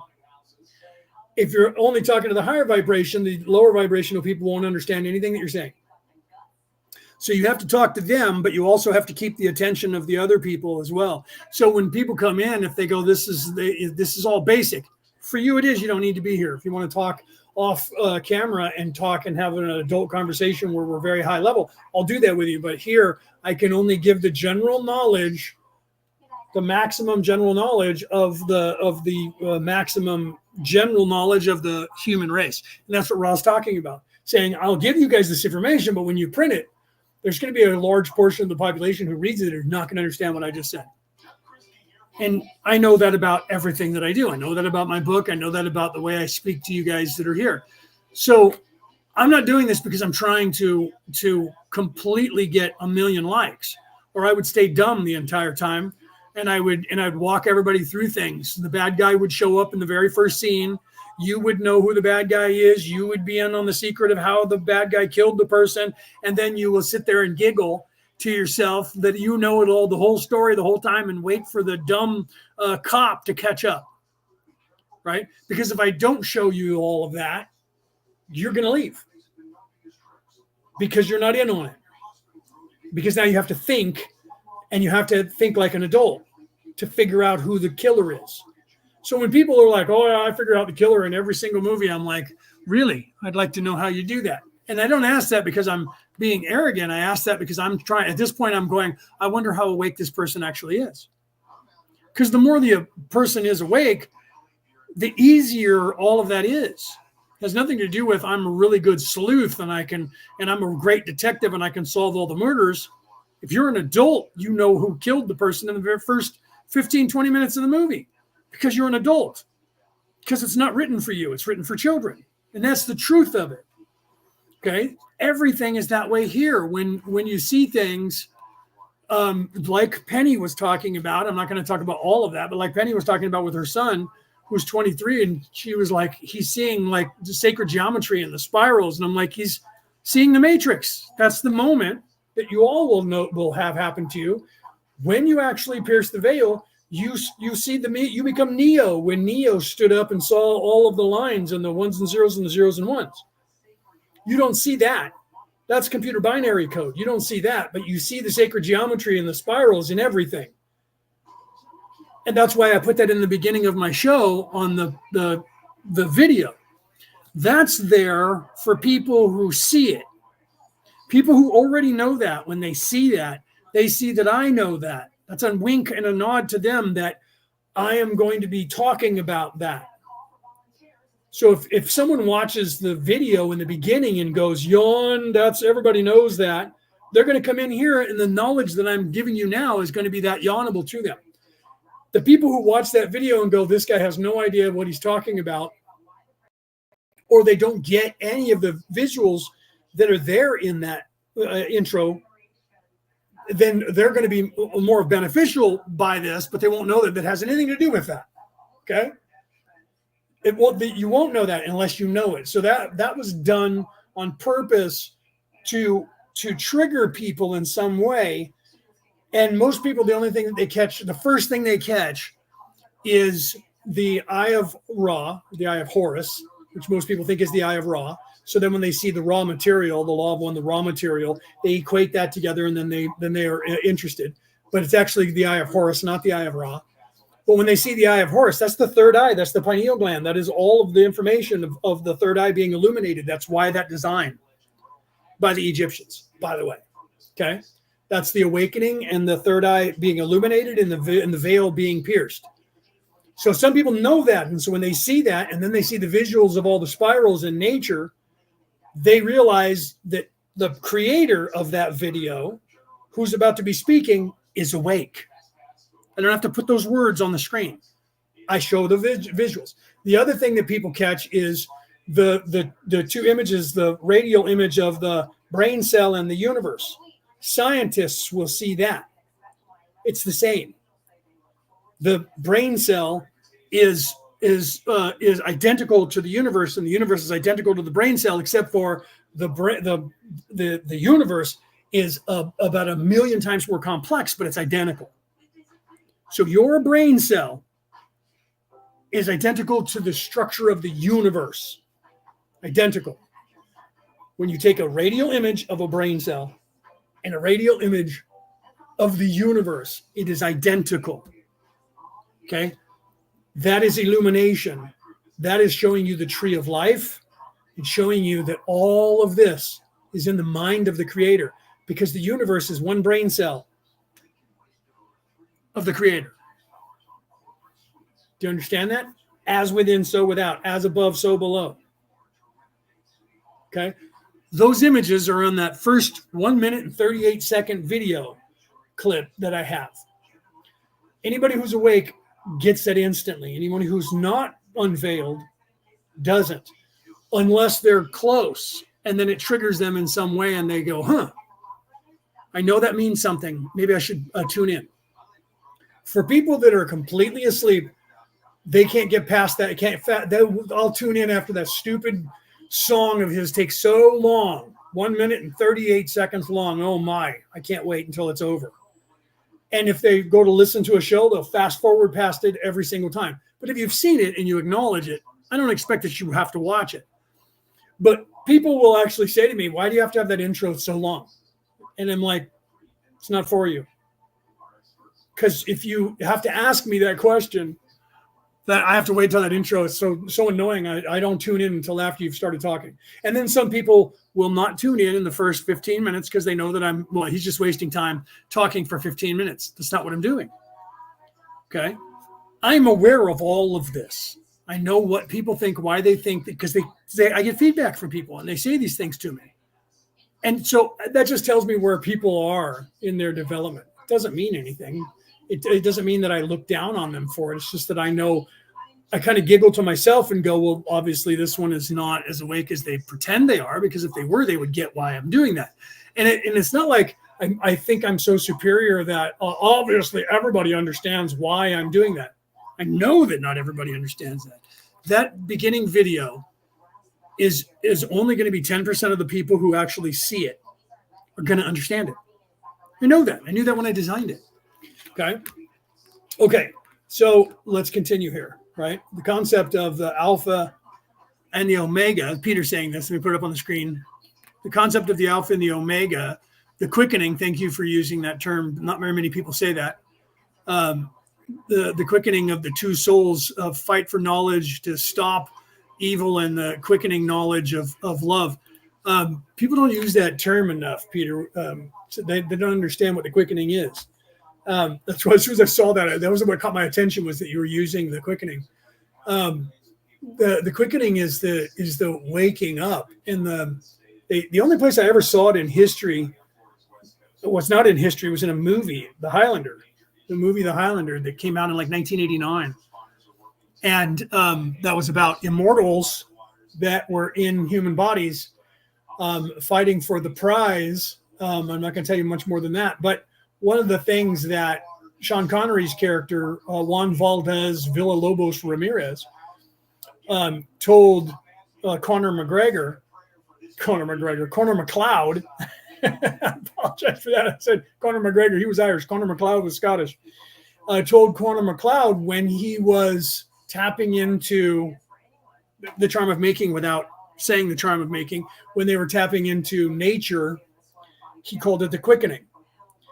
And he was teaching him how to feel the energy, tap into the energy of a stag, because they were going to be running now. And they wanted to have the fleet foot of the stag.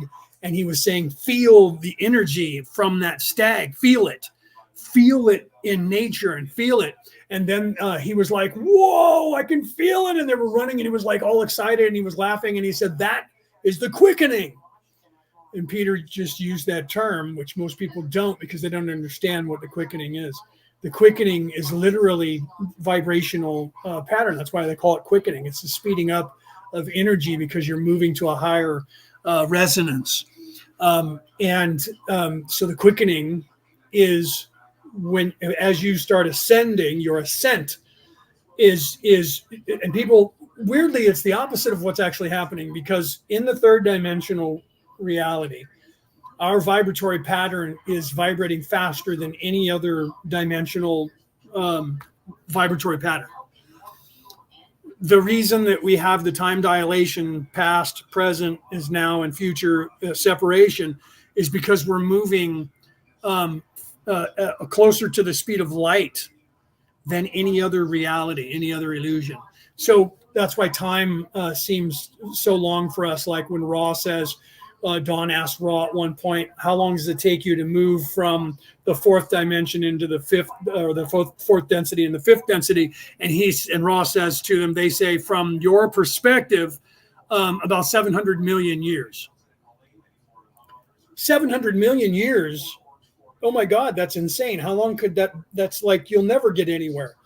That's from our perspective because we're in a place of time. When you get outside of time, it's now. Okay, everything happens now. The time is only what it takes is the distance to physically go from one place to another. You quickly stop using the physical body and start moving from one place to another with thought, and not physically having to move like I'm moving towards the camera and away from the camera. But you're there instantly, and they showed that in Frank Herbert writing the Dune sagas. talked about that there without telling you why. And that was traveling without moving, folding space and traveling without moving, going from one place to another without moving, super long distance in the universe. And now Einstein came up with that theory where you fold space, and it's called the Einstein-Rosen bridge, because Einstein and Rosen, the two scientists, postulated that theory of being able to transverse space and time by moving across dimensional instead of all the way to the other side of the galaxy. You can go from one place to another because of the idea of, some people would say string theory, but the idea of the correlation, the correlation between, it's actually, you're moving out of phase from here into the images of what you see in the pictures from my video of what is the tree of life for the universe, and inside your brain cell, which is the neural network of this universe itself. And you travel along those pathways, and you can instantaneously go from one place to another on the other side of the universe. And then in the television series and the movie of Stargate and Stargate SG-1, traveling through the wormhole, going through the Stargate, was going on that neural pathway of the universe and going from one place to another almost instantaneously. But in the beginning of the movie, they show you, and it takes a few seconds, and you go on this kind of magical ride. If you go back in time to the movie Tron, the same thing happened in that movie from 1982, when the Flynn character, played by Jeff Bridges, was digitized by the laser from the computer and brought into the computer simulation. And when he went through that process, it was the same kind of going through a wormhole, a neural network, and then he materialized as a computer program inside the computer and was stuck in there, and the computer was trying to kill him. And all of those were meant to be the Matrix. In fact, that concept of the movie Tron, and the name Tron, is guardian of the Matrix. So it actually means guardian of the Matrix. And that was what the movie was about. It was about Tron, the guardian of the Matrix. But people don't realize that unless you know Old Greek to realize what that meant. Okay, so let's continue. So the quickening is what happens when you are ascending and you're becoming unveiled and you're starting to ascend to piercing the veil. That is the quickening. That's what it's known as throughout the universe. And it's rare that you hear it on this earth. You see more talk of it, not using the word the quickening. And that's starting to catch on. People are starting to say that more because more and more people are becoming awake enough to know what it means. And so they're inserting it. I've been talking about the quickening since I've seen it when I was younger. I was like, those guys are talking about the quickening. So the people who wrote this or must be awake, because that you don't accidentally get onto the quickening being associated with speeding up your vibratory pattern and your ascension and being able to tap into nature, being able to tap into the tree of life, traveling through that neural network, gaining energy from the universe, from nature, and utilizing that energy without taking it and harming what you're taking it from, and becoming one with nature, becoming one with the universe. That's the quickening. Right. So thank you, Peter, for using that term and saying that, so that it spawned me to go off on a tangent to talk about it, because that's actually kind of important. It's actually very important. It's as important as understanding 3, 6, and 9, because understanding 3, 6, and 9 and tapping into it is the quickening. Right. That's why Peter, I'm sure, said that, because he was earlier popping 3, 6, and 9 up there in triangles. So I'm sure that's why he did it. But thank you, Peter, for doing that. Let's continue. This brings out the point of the purpose for the physical incarnation. That's a great question, Reese. How would you compare with astral travel? That is astral travel is traveling from one place to another. Thank you for that. I'm glad I happened to put my glasses on and see that. Astral projection, astral traveling, remote viewing, dream walking, all of that is moving outside of space-time, outside of time, and traveling instantaneously from one place to another by thought. That is you. That's the quickening, Reese. That's you leaving this physical body, even when you're still in it. You're anchored in this physical body, and you are literally astral traveling to a different place. So you're actually, how you do that is you have to tap into nature, get the energy from nature, and then move through it. You can, when you first start it, we train you to see yourself moving through your bedroom and out the wall, and you already know all of the city because you've driven it, you've been out there in it, if you live in the same city for any length of time. So we have you actually then visualize yourself so that you know where you are. Visualize yourself. Say, if I'm going to have you go to your next door neighbor's house, you've been in the next door neighbor's house, you know what it looks like.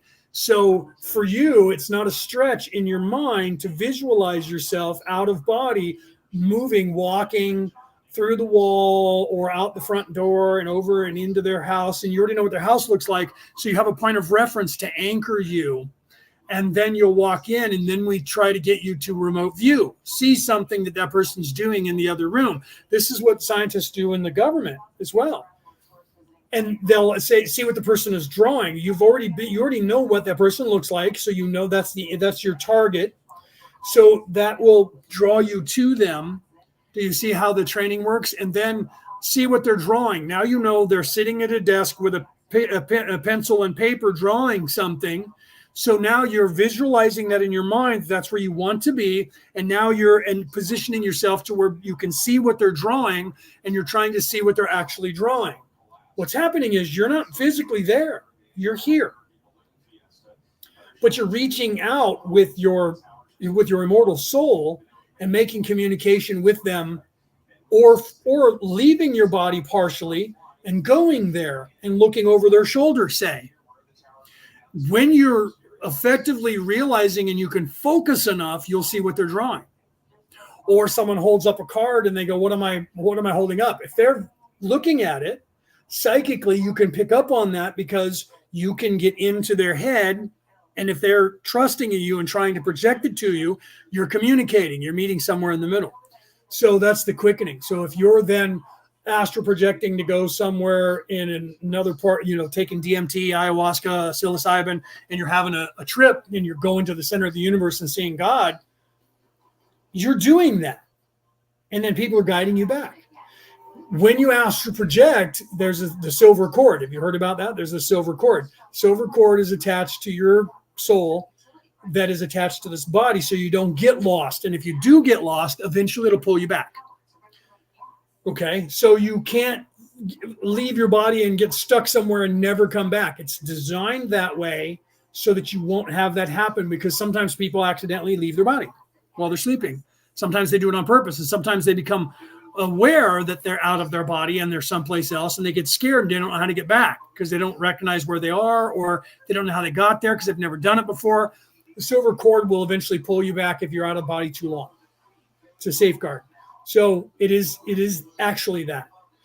It's just a matter of you. That's why I talk about the dream state, the daydream state, the sleepwalking state, the astral projection, the channeling, and all of those states are identical to this one. Your dreams are the same as here. Your daydream is the same as here.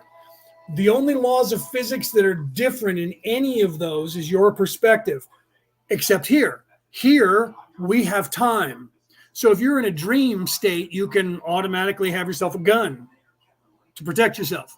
It's just there in your hand because you thought of it and you made it happen. If you learn how to do that in a dream, then you can do that in a daydream. You can do that in all guises. And in here, you can't just manifest something that quickly. You have to go and pick something up, because this is the place of doing and we have time.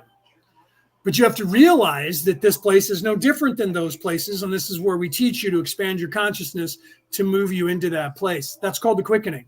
The understanding of that and your ascension and expansion of your consciousness is the quickening.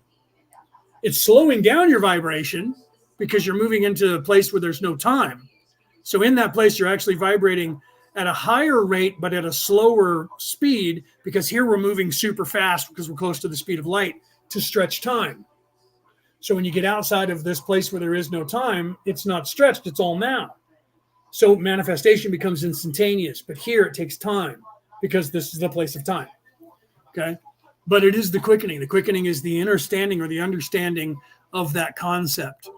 Let me see if I missed anything here. We'll continue here, okay? First time I viewed, Ashley says, let me put it up on the screen. The first time I remote viewed, I didn't even know what I was doing. My point, prove it, right? 1 minute I'm in my living room, the next standing outside smoking in Australia again. Still, living next standing outside, smoking in Australia again was still with Pamela. So yeah, you didn't you see there's my example. That's a perfect example. So you didn't know what you were doing and you were outside. So if you got confused and couldn't figure out how to get back in a dream, that can happen to you, right? And you're there, but that's part of the dream then, where you get lost in your dream and you're like, I'm trying to get to my car. I have those dreams every now and then. Or you're trying to find somebody that was just there and they're gone and now you can't find them. And you're trying to you have to understand in your dream why you're having that sensation of not being able to find your way, or not being able to find your car, or not being able to find your way back to where you were, or find that person.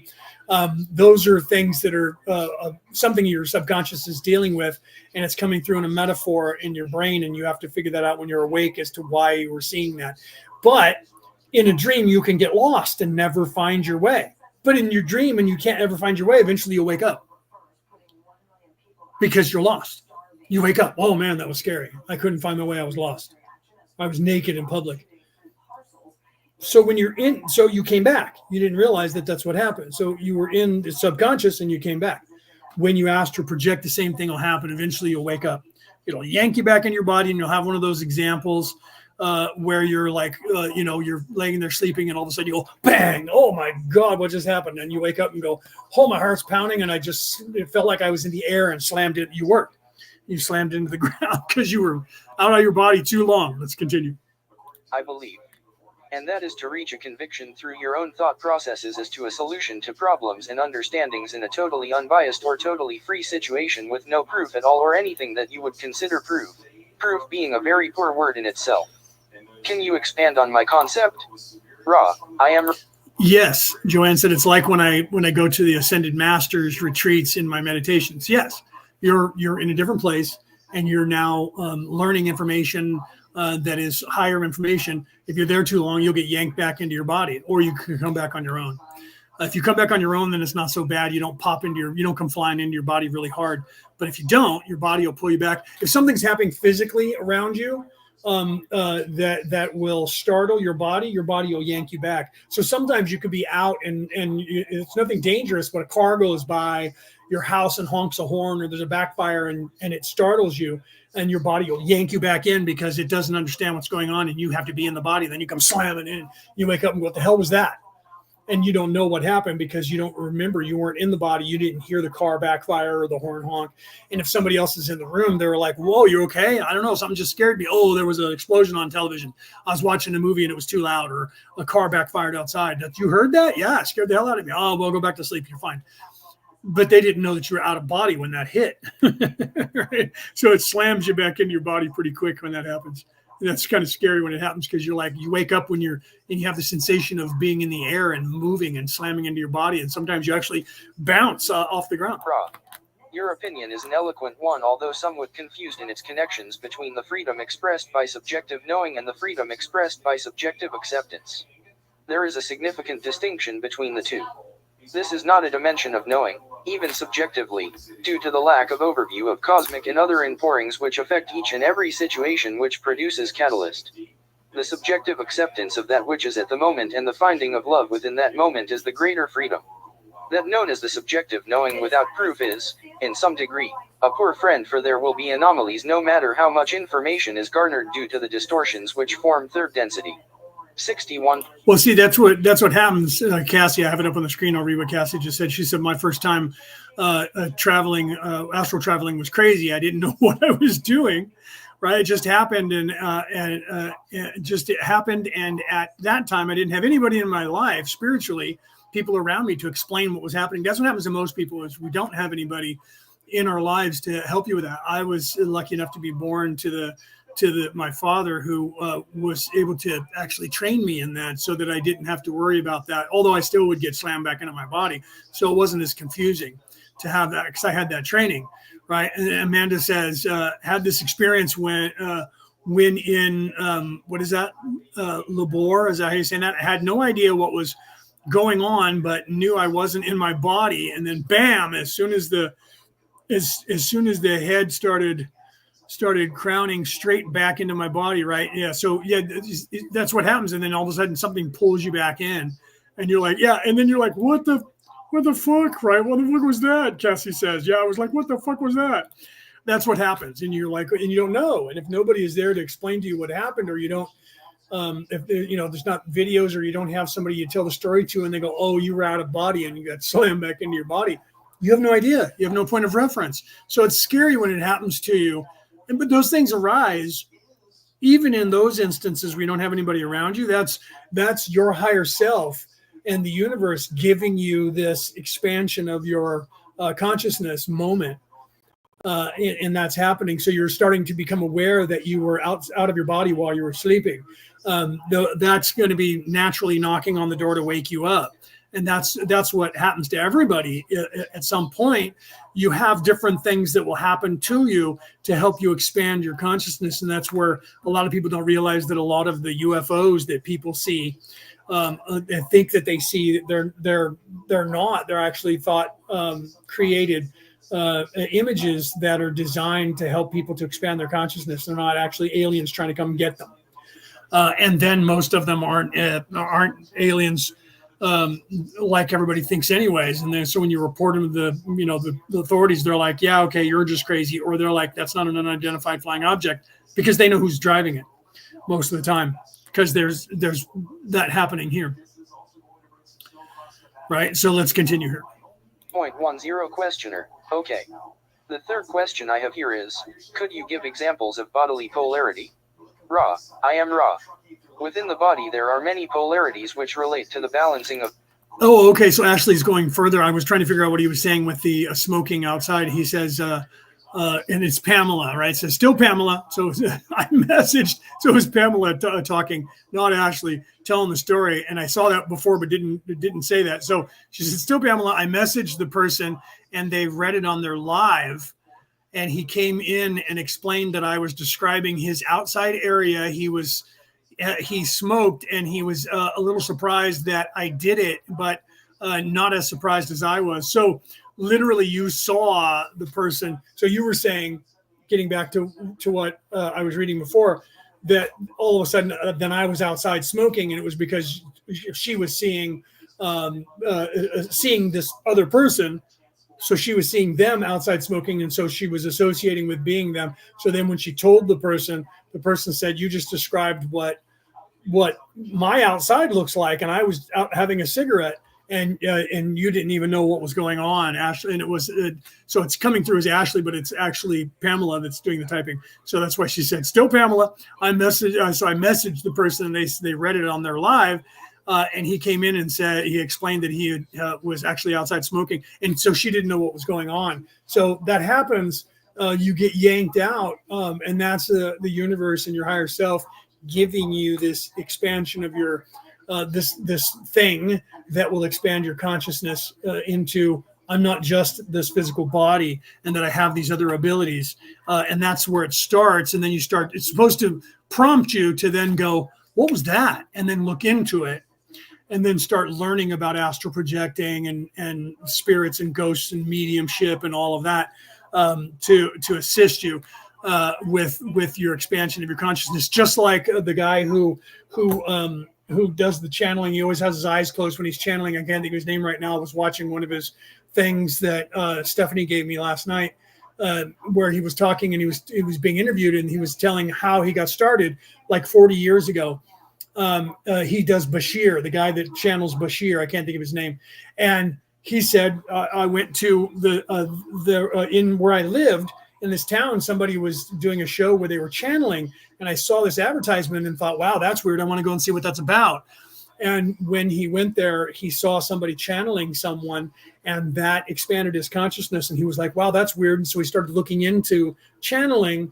And by looking into channeling, he ended up being contacted by the person who was channeling through someone, and they were saying that and he had just gotten this information in his head and thought he was crazy that this entity called Bashir was saying, we signed on to work together before you were in this body, and now I'm here, and if you want to, we can start this journey.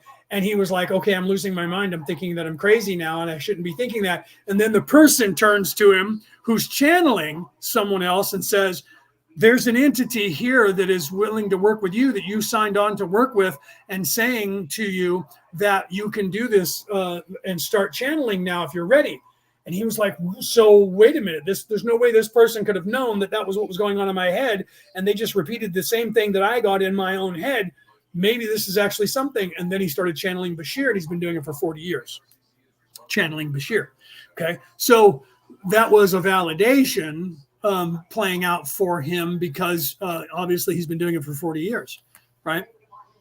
So, yeah, that's kind of crazy. So the way it comes to us, if you look at that kind of stuff, sometimes you don't know. And the story of my father learning from me when he came in to put me into bed, and normally no one ever saw me do that. And I was doing that for a while. And then he asked, what are you doing and why are you doing it? And then I said, well, because there's evil out there and I don't want it to get me. And he was like, you can see that? And he could see it. So he wasn't looking at me like I was crazy and seeing something that wasn't there. And I realized that when he said that, you can see that? Tell me what you see. And I told him, and he said, don't you worry about it. I'm not going to allow it to harm you. You just go to bed and know that it's not going to be able to. I am protecting you. But what you're doing is a good idea. How did you learn that? And I said, I just know how to do it. No one ever taught me that. I just knew how to do it instinctively. And then when he was like, we'll talk more tomorrow. You need to go to sleep. Tomorrow, which happened to be a Saturday, and he was off work. Tomorrow, we're going to have a conversation and your training is going to start. So the next day, I went into his office because he had an office. I went into his office and he was like, now let's talk and tell me about this stuff. And so he started questioning me without leading me in any questions and started hearing what I had to say. And then he was like, how do you know this? How do you know that? What do you know? What exactly do you know? And that's when I started telling him how the universe worked. And he was like, you're not supposed to know that. He's like, you're far too young to know that. He says, I don't think you're veiled. I didn't even know the term, what that meant at the time. What does that mean? Well, you can see everything. You know everything, don't you? And I'm like, yeah. He's like, what do you remember in this life? And I was like, I have memory of everything. And he's like what? How far back? So when I was describing stuff to him, I remember taking my first step. I remember not even being able to speak in English because my mouth of this body I was in wouldn't say the words, but in there I was still thinking exactly the way I'm thinking now. I was that little teeny baby under a year old. I remember being in the womb. So when I told him all of that, he's like, no one remembers that. You're not supposed to know that. Okay, let's go forward. The first rule of Fight Club is you do not talk about Fight Club. The second rule of Fight Club is you do not talk about Fight Club. And you'll understand as you get older. And then so he forbade me, do not speak about this to other people. They will not understand, and this is bad for you if they get to know this. Do not, because they'll take you from me. The scientists will get a hold of you, and they'll do everything they can do to figure out why. And you don't even want to go down that road unless you want to do that. But trust me on this, son, you'll understand. We need to get you up to date here and get you some training. And that was my shamanistic druid training coming into play at that point, which happened until I was 19 years of age when my father died. Celeste, welcome. Okay, so let's continue here. So yeah, that was how I got my Merlin title out of that, because it took me from the time I was like 4 until I was 19, learning this ancient druidic shamanistic ways, and that I thought everybody was in on, and realized quickly by the time I was 10 or 12 that 99% of the population had no idea what was happening. None. And they still don't. The energy centers of the various bodies of the unmanifested entity. It is well to explore these polarities for work in healing. Each entity is, of course, a potential polarized portion of another self. 61.11 Questioner, it says here it would seem the proper balancing exercises for all the sensations of the body would be some form of inactivity such as meditation or contemplation. Is this correct? Ra, I am Ra. This is largely incorrect. The balancing requires a meditative state in order for the work to be done. However, the balancing of sensation has to do with an analysis of the sensation with a special respect to any unbalanced leaning between the love and the wisdom or the positive and the negative.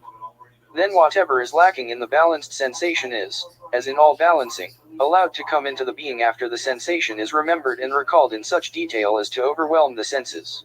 61.12 Questioner, could you tell me why it is important for the appurtenances and other things to be so carefully aligned with respect to the instrument, and why just a small ruffle in the sheet by the instrument causes a problem with the reception of Ra? Ra, I am Ra. We may attempt an explanation. This contact is narrow band. The instrument is highly sensitive. Thus we have good entry into it and can use it to an increasingly satisfactory level. However, the trance condition is, shall we say, not one which is without toll upon this instrument. Therefore, the area above the entrance into the physical complex of this instrument must be kept clear to avoid discomfort to the instrument, especially as it re-enters the body complex. The appurtenances give to the instrument sensory input and mental visualization which aid in the trance beginning. Okay, because when you are working with energy from the universe, you're moving out of phase with this particular place. And if you're channeling, you're moving over. You're moving out and letting someone come in to talk through you. So you're sharing this vessel as opposed to being completely in it. Okay, so you're moving over and moving out of the way. And then you have this other part of either you or this being that you're channeling coming through. Okay. And that's why, for those of you who were there when Israel Kelly was doing that in that group, where he was telling people to move over and leave and let their higher self come in. And then people were actually talking and didn't remember what was happening because he was having you channel your higher self. And so some people were like, I wasn't even aware of what was happening at that point. And that's one of the problems that I had with what he was doing, because he didn't ask permission. He also wasn't prepping them. He also wasn't explaining to them what happened. And he wasn't giving any information in any way, no safeguards, nothing. Not even having them meditate, align themselves, not even having them clear out any negative energies so that they wouldn't have any issues coming back in, going out, or residuals from that. He was just move over and let your higher self come in and talk. That is just absolutely wrong to do. Some of you were there, so you know what I'm talking about. Okay? That is the most wrong thing you could ever do to a human being without their permission. And he was doing it to everybody that would allow him to do it to them. Okay? And that is just not what you do. Okay? And for those of you who had that happen to you, you understand what I'm talking about, because it happened to you. And you know what it felt like. You know the sensation of that. And literally, Ra is telling right now all the precautions that need to be taken so that there is no residual effect or depletion of energy or damage done to the physical or the psyche of the person that's doing to. Literally, let me back that up and play that one more time so that you know, right? Yeah, right? And yes, okay. So then Cassie said, Leo, could you explain the balancing that Ra is talking about? Yes. So let me replay that again, that little bit where he says that, and then I'll explain it. Okay. Let me back it up just a little bit here. I might have gone back too far. Shall we say, not one which is without toll upon this instrument. Therefore, the area above the entrance into the physical complex of this instrument must be kept clear to avoid discomfort to the instrument, especially as it re-enters the body complex. The appurtenances give to the instrument sensory input and mental visualization which aid in the trance beginning. The careful alignment of these is important for the energizing group, in that it is a reminder to that support group that it is time for a working. The ritualistic behaviors are triggers for many energies of the support group. You may have noticed more energy being used in workings as the number has increased due to the long-term. Okay, so I'll pause there. Okay, so you literally, to do that right, if you're going to channel, it takes a lot of energy. First, you have to learn to be able to draw energy. I talked about this, I think, 2 weeks ago. You have to learn how to draw energy from the universe so you're not using your own. A lot of people will tell you that the channel will assist with that. Whoever you're channeling will assist with that. that's not always the case. So you have to take care of yourself as well. Okay. But most of the time they will. I think when they asked him about Bashir, he had said that Bashir makes sure to do that. But a lot of people who they're channeling will make sure that they feed you with enough energy. But that's not always the case, because you can't guarantee that you're going to be channeling a positive energy. Okay. Sometimes you can get negative energy that'll come through and they're just going to rape you of your energy like an energy vampire. So until you know for certain whether this energy that you're accepting is going to be positive, you should always learn to align your chakras, get a working space. This is what even Carla does, where they literally cast a spell. They cast a circle. So they're setting up an altar. They're using the Bible. They're opening it to a certain passage. They're using sage to clear out all of the energy that is not needed. They're casting a circle, walking. They're actually walking a circle, just like you do in Wicca and Druidism, where you're casting a circle. They actually did that. Carla and Dawn and I can't think of the guy's name, the other guy that was with them.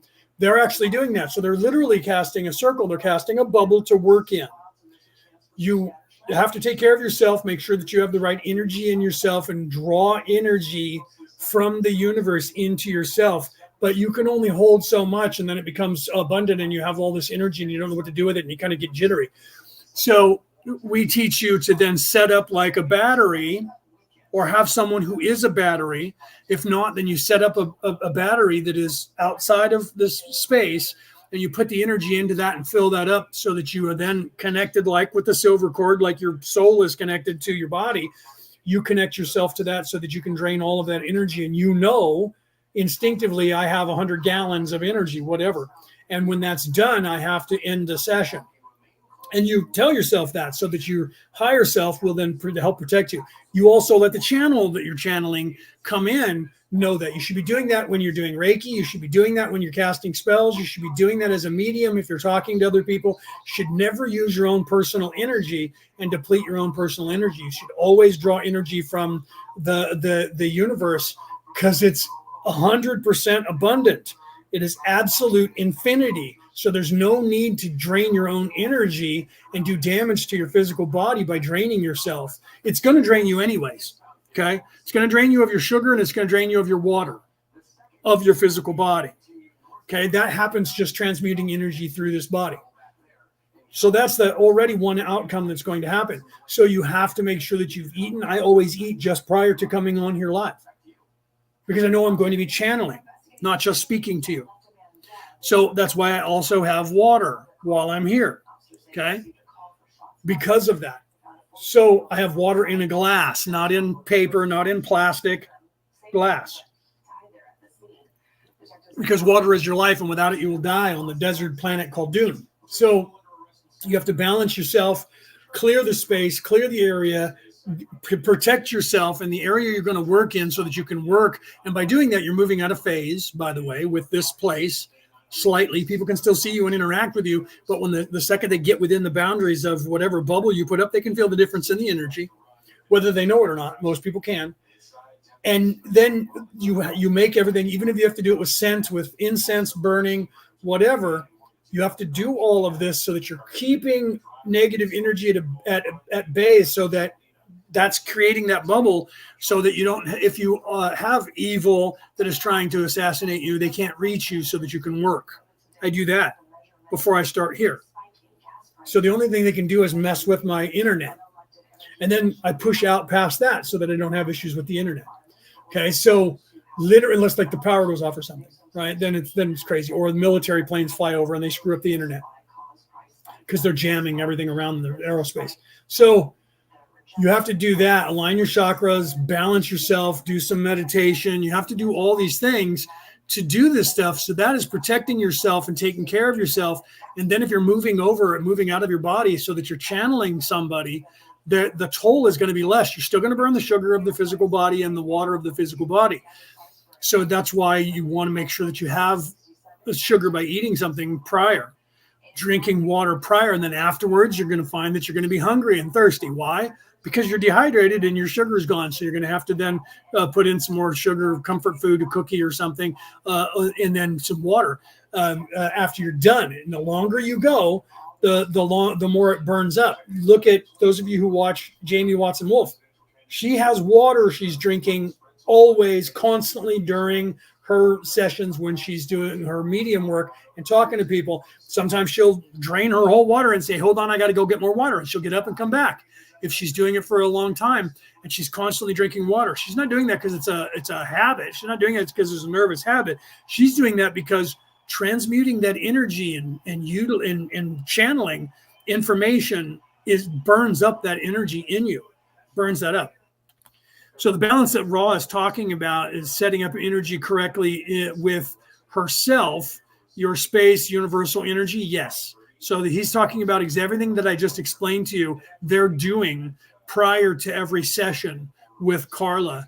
And then they're saying, well, if she's under attack, how do we defend against that? And he's saying, greet them within the love and the light of the infinite creator. So you have to do all these things prior to, and sometimes you'll hear them, like at the beginning, make adjustments of things where he's saying, what can we do? And why is it that sometimes a fold in the sheet can screw things up? Because of all of the energy that it takes to run all of that. If the sheet is not done just right, it can create a ripple in the space-time continuum that'll block the energy getting to or from her body, even though they're trying, that it's not directly the way it comes in with the channeling. And that's what Ra's explaining here. So wearing loose-fitting clothes, I always wear black. Have you guys noticed that? Rarely do I wear a different color shirt, sometimes blue, but it's a dark color shirt. I'm doing that because black absorbs energy and draws energy in, where if you're wearing a light color white, it reflects energy. So she's wearing in a bed where she has white sheets on, and if one's folded the wrong way, it's going to send the energy out instead of reflect the energy instead of allowing it to go flow through her.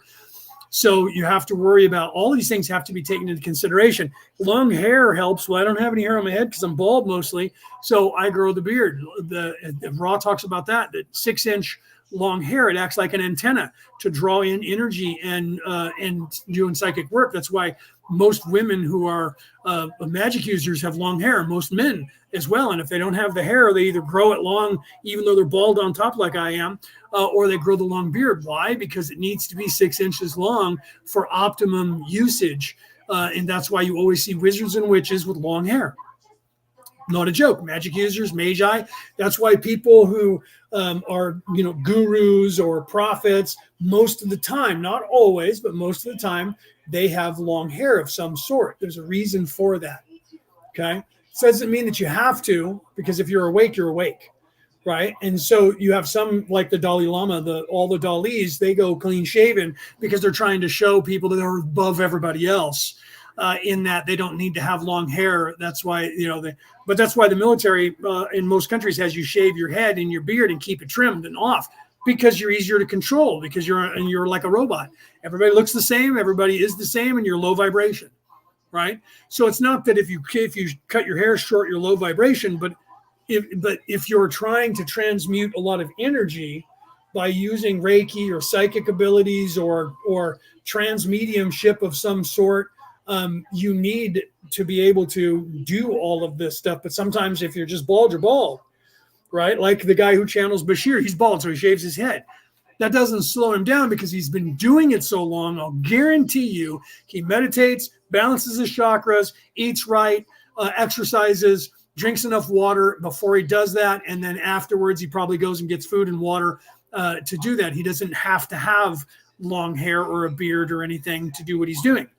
He's been doing it for 40 years. And the fact that he's been doing it for 40 years tells you that he has taken the right steps to do that. He knows what he's doing. But you don't hear people actually teaching this very often to anyone, which I don't know why that they don't, honestly. Most people that do it, I guess they want to make money. And so they don't want to teach anybody else how to do it because they don't want everybody to do it. Because if everybody channels somebody, then no one's going to pay $500 a seat to come in and see me channel somebody. Do you see? So people that are even if they're awake, they want to make money. If that's what they're doing as a living, they don't want competition, right? Unless they're like, hey, I don't care about that. I'm doing this not for the money. I'm doing this because I'm trying to help everybody, right? I don't know if that's what he makes his living doing, So I'm not taking shots at the guy who channels Bashir, because I don't know that that's been his only source of money for the last 40 years. I don't know that. So I don't know that that's what he's done. So he may just do that on the side, but I doubt it. I doubt he doesn't. I'm sure he gets paid for it, but that doesn't mean that that's his entire motivation, because he talks about that. So if he talks about it, then he's not afraid of people knowing it. So I don't think that he's nefarious in that respect, because he's talking about it. Otherwise, he would never mention it, and you would never hear it from them. They don't want you to know their secrets, because then you could do it too. Chest hair antennas, right? Yeah, chest hair antennas, because Rick's got a lot of chest hair, so he's fine. Rick, you're okay. You got chest hair. You're all hairy, brother. Right? Ah, it's funny. That's hilarious. Heart antenna, right? Rick says heart antenna. Yeah, right? That's good. All right, let's continue. We only got a minute and a half. Shall we say, effect of such ritualistic actions. This would not aid another group, as it was designed for this particular system of mind/body/spirit complexes, and especially the instrument. There is enough energy transferred for one more long query. We do not wish to deplete this instrument. 61.13 Questioner. Okay, then I will ask this one. Could you tell us the purpose of the frontal lobes of the brain and the conditions necessary for their activation? Right. And Celeste, you and I both, right? Celeste just said, I put it up on the screen, but for those of you listening on the MP3 broadcast, you couldn't see that. She said, I've dealt with a lot of money-driven people in the spiritual community. That's the biggest problem that we have in all communities, is that, right? It's not everybody, it's not 100%, but some of these people who are supposed to be awake are not as awake as they're claiming they are, and they're money-driven. Not, I mean, you gotta make money. We all have. This is a place of doing. We have to have money, right? So I've had people say to me, like me selling my book, that information should be given away for free. And I'm like, what do you do for a living? Do you make money doing something? So should you go and work at that McDonald's or that Starbucks for free? Well, no, I have to have food, right? Us too. So we have to charge, but some people are purely just that. And so that's you run into that. Some people are just driven by making money, and other people are trying to help people, but they also have to live, right? So there's a difference, because until we change the society structure that we have on this planet to where everything is free, then we still need money, which means that there has to be a trade-off. If I'm going to give you information, you have to give me something for it, because otherwise, why would I be motivated to give you that information constantly if I'm going to starve to death because you have to constantly ask me whether you should be with this guy or not? You see my point? So I get both sides of the coin. You have to understand that. Everything should be free, but it's not. So if you think everything should be free, then you should be helping us work to change this whole society so that everything is for free, so that we can all just excel. And if that were the case, everybody would be leaving when they were supposed to, graduating when they were supposed to, and moving on when they were supposed to. That's not happening here yet. So until we change things to fix that and make everything free, we still got to pay all the greedy people who own everything, because everybody else is still agreeing to that. So I agree with everybody. Everything should be free, but right now it's not yet. When it becomes free, I will do this constantly for free. Well, I'm doing it for free now, but you know my point. All right, let's continue, because there's not much time left in this session. Ra, I am Ra. The frontal lobes of the brain will, shall we say, have much more use in fourth density. The primary mental/emotive condition of this large area of the so-called brain is joy or love in its creative sense. Thus, the energies which we have discussed in relationship to the pyramids, all of the healing, the learning, the building, and the energizing, are to be found in this area. This is the area tapped by the adept. This is the area which, working through the trunk and root of mind, makes contact with intelligent energy, and through this gateway, intelligent infinity. Are there any queries before we leave this instrument? 61.14 Questioner. Only, is there anything we can do to make the instrument more comfortable or improve the contact? Ra, I am Ra. This instrument is somewhat distorted, but each is doing well. You are conscientious. We thank you for continuing to observe the alignments, and request that on each level you continue to be this fastidious, as this will maintain the contact. I am Ra. I leave you in the love and the light of the one infinite creator. Go forth, my friends, rejoicing in the power and the peace of the one infinite creator. Adonai.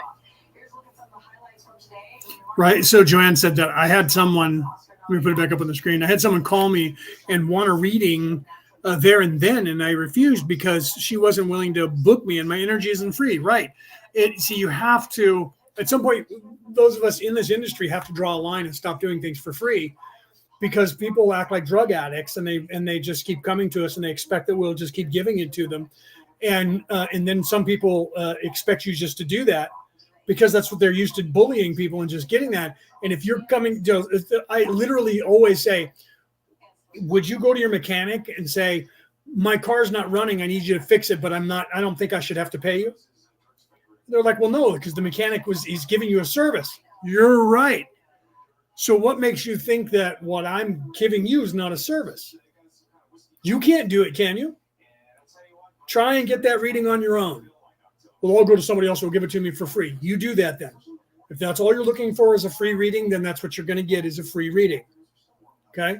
So I agree with that. And so that's why we stopped with psychic reading and development, because we were getting just the dregs. We were getting the people who were expecting everything to be for free. And it was the same people coming back, that you would get somebody that we would talk to other people. Celeste can tell you this. Somebody would come in and it would be like a guy or a girl, and they're obsessed with this other person. Am I supposed to be with this person? And literally, like Celeste would go, dude, that woman was just in 5 other groups in the last 3 days that I was in, happened to be in at the time, asking the same question. And what happens is they get obsessed with somebody, and they go to a psychic and they go, am I supposed to be with this person? They want them to tell them yes. And when they don't, they're like, you're not real. You're fake. I'm leaving. They go to somebody else, and they continue doing that until someone finally says, yeah, you're supposed to be with that person. They're like, I knew it. All those other fake psychics were telling me that I wasn't. And they had to ask like 20 psychics before they got the answer that they wanted. So the people that I was working with were like, I'm tired of dealing with these people that are doing that. We need to start being able to charge these people money, because when money is at stake, people are not willing to just willy-nilly continue to pay somebody, or, you know what I mean? If they've already had 5 people say, no, you're not supposed to be with that guy, and then someone says, I can do a reading on you, but it's going to cost you money. Well, no, I don't want that. Because now they know they're going to get a legitimate person who's not going to tell them what they want to hear. So they're not going to be willing to pay that. So that's why, like Joanne was saying, you kind of have to do that, because it's my time and my energy, and I'm aging myself. See this white beard? I wasn't born with it. Okay. My whole life, I've always said, you want to see a true magic user, I'll show you somebody who's dyeing their hair, because transmuting energy burns out. And if you had red hair like I did, that energy, that hair color goes away fast. If you have black hair, it takes longer for that melatonin and that pigment in that hair follicle to go away. But I don't care what hair color you have. If you've been using energy, casting spells or Reiki or healing or anything long enough, you have white hair. That's why you always see that in stories in the movies, that all witches and wizards end up with white hair. Why? Because they're transmuting the energy. So it's taking a toll on our bodies, whether you guys like it or not.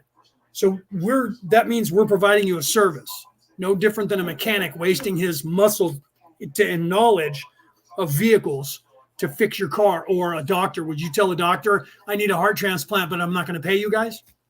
It should be for free. You should do it because you want to help me.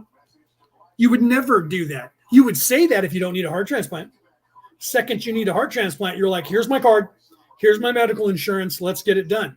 Medical will pay for it, and I'll pay them what's not covered. Instantly, the money goes out the window when your life depends on it. But with psychics, for some reason, people have this attitude that everything should be free. And when someone says that to me, I'm like, move along. Okay. Right? So Celeste says, people used to make a living growing stuff to trade. Now the work to make money. It's rude not to make an offer before you ask someone to use their gifts. Right. It's yeah. If you're not offering to pay for it, that's rude. If you're not offering to pay for it, because if I'm growing a corn and I'm going to give you corn, I'm not going to hand you corn for free. Just because you see me growing corn and I have a whole field of corn doesn't mean you get that corn for free. I'm growing that corn because I have that much corn because I'm trying to sell it to people. I like corn, and I'm growing corn, and I'm making money off of it. If I'm a medium, I have that ability because I've practiced that ability. I brought that ability in here to use that to help people, right? So therefore, you should be willing to pay for it, just the same as if you're paying for your car to get fixed, just the same as if you're paying to eat a carrot. Somebody had to grow that and get that to you, unless you're going to do it yourself, right? Well, I can grow a carrot, then grow a carrot and stop asking me for one. That's what I tell people when they say that everything should be free and you should give me that reading for free. Okay, how about I don't? And what do you know now that you didn't know 5 seconds ago? Nothing. And I know the answer to that question. I'm not going to give it to you now because you were rude. That's why I like that Celeste said that, right? Real psychic, right? Peter said a real psychic, when they see your name to get a twinge in their chakra, it's also got to do with your name. And you picked up on the frequency of their name, right? Well, some people will do that, and they'll actually. That's why you see psychics will do that, and they'll walk up to somebody and go, "Excuse me, I've done that. Excuse me, your father." I had that happen to me, where I had many witnesses that saw it happen.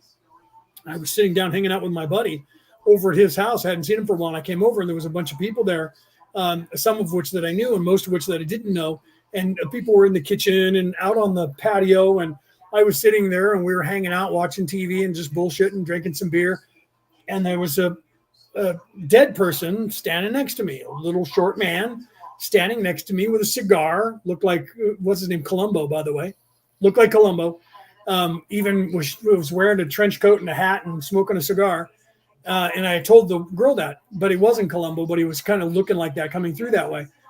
And he was like, I know you can hear me. I know you can see me. I need you to give her information. That's my daughter, and you need to go talk to her. And I was ignoring him at first because I wasn't in the mood to do it. And he was like, I know you can hear me. And he walked in front of me and I was like, all right, hold on. Okay, what do you need? And so I got up and I walked over and I opened up the door, the sliding glass door. And I said, I know you don't know who I am. We've never met. And she says, okay. And I said, standing right here is a little short man that looks like Columbo that's smoking a cigar. He's your father. And he wants me to talk to you. And she was like, what the fuck? And she was looking at people who knew me, and they were like, yeah, go with it. He's okay. He does this. Right? They were like, no, he's all right. He does this. And she was like, my father is right there. And I'm like, yes. And so he wanted me to tell her that he was sorry because he died. He was sorry, and that she needs to go home because she left the house and she's been living in her car. I didn't know this, but he was telling me this. And so I was telling her that, and she started crying because there's no way I could have known that. You've been living in your car. He says you need to go home. You haven't gone home because he's not there anymore. You can still feel his energy because he's trying to get your attention. You need to go into his room, and he has a lockbox, and it's in his closet, and it's up in his closet behind it's in a box, a shoe box. There's a lockbox inside there, and you need to all the deeds to the house, his bank account, his will, everything is in there. You need to go and get that because the house is paid for. It's yours, and he actually willed it to you. So the house is free. It's already paid for. You just have to pay taxes on it, and all of his money is there. And you need to do this. You don't have to leave now, but you need to go home. When you leave here tonight, don't go and sleep in your car. Go home. And so she was like, what? And then, of course, she asked me more questions, and he was answering, and I was talking to her, and she was like, oh, my fucking God. And they were like, yeah, he does this sometimes.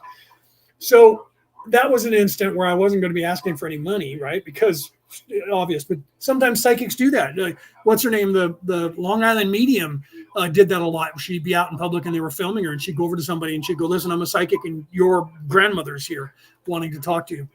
And then she would just tell people that wasn't a stunt. It's just what happens, right?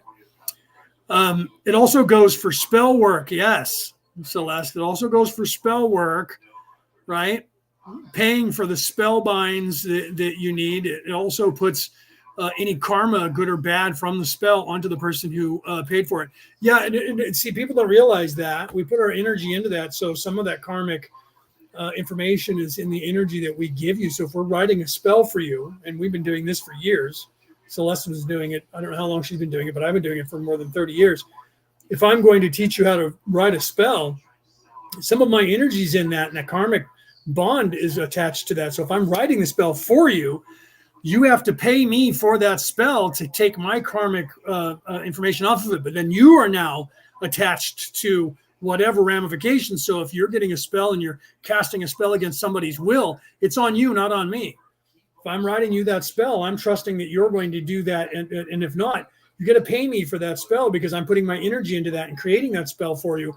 But now you're casting that spell. And if you're doing that against somebody's will, you're going to have problems from the universe for doing things against people's will. I'm not going to be attached to it. So you have to pay me money so that you're accepting the responsibility and the attachment to that karmic information of that. And that's the same thing with anything else, right? So thank you, Joanne. Yeah, she started crying and then she calmed down. And then she was like, oh my God, you're actually talking to my father. I have questions and I want to talk to him. And so then we went back and forth for a while. But then because I did that, I spent the next 3 hours doing readings on everybody. Because, once people see you at a party, they're like, wait a minute, do me next. And next thing you know, I'm like, people are coming through and I'm doing readings for them and doing that stuff. But at that point, once you start doing it, anybody who does that, once you start doing it, you're like, I'm here, I'm doing it now. I might as well go ahead and read everybody in the room. Right. But yeah, she was, I didn't know who she was, never saw her before. I never saw her again after that, but I kept tabs on her because the girl who was a friend of hers, I still am friends with. I was friends with her father and her mother. And I'm still friends with her. And now she was the godmother. I was the goddaughter or godfather of a girl, and she was the godmother of the same girl.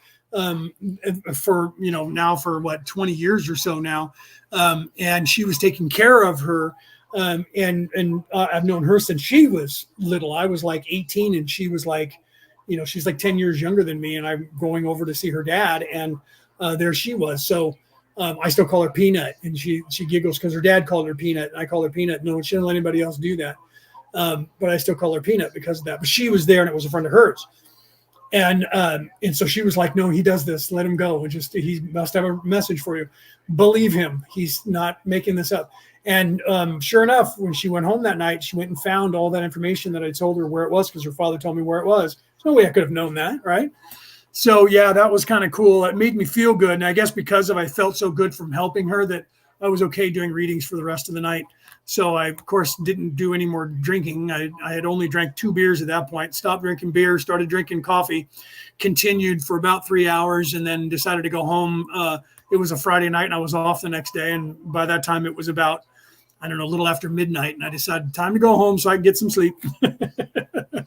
Right? So, yeah, it is what I just don't do a lot of medium work anymore. Because of what we were doing, but now moving into where we're moving into this phase of assisting and helping everybody on the earth, I channel when I'm up here with you guys. That's why I don't wear my glasses. I leave them off so people can see my eyes. Because if I do this, you guys you see reflection. You see what I'm saying? I have to literally the reflection of the monitor. So I take these off so you guys can see that. And people who are used to paying attention to people when they're channeling or when they're doing psychic work, they can see the change in your eyes. That's why I do this. That's why I take them off. And unfortunately, though, I have to put them back on to read what you guys are saying in the chat. And that causes some issues where I miss when you guys ask questions or make comments because I have to sit back like this to be able to read the comments on the screen there. If I'm sitting up here, I can barely see. This eye is blurry completely. But when I put these on, I can see because these are reading glasses, they're prescription. So I can read the chat from here or there. You know what I mean? Because they're prescription glasses. So that's why you see me put them on and then read and then take them off because I want you guys to see my eyes to realize that. If Peter GV from South Africa were here, he would tell you he noticed long ago because I've been working with him for about, 8 years now. Peter Coyle would tell you that too, that they can see the difference in the color of my eyes when I'm channeling. And so when I move in and out, there's a distinct difference in the eyes. And that's why I leave my eyes that way and stare at the camera when I'm talking, because those people who are looking for that will recognize that. People who have the sight see it. Some people don't always notice it, but those who can do. And that's why I do this. And that's why I worry about people who channel people and don't show their eyes. And that's why I was skeptical about the guy who channels Bashir, because he doesn't show his eyes.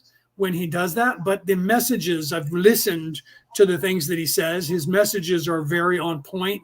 And if he's not channeling someone, he's unveiled. So either way, he's getting information. So if he's lying and saying he's channeling someone and he's not, he's actually unveiled, and he's saying he's channeling people because people are drawn to that.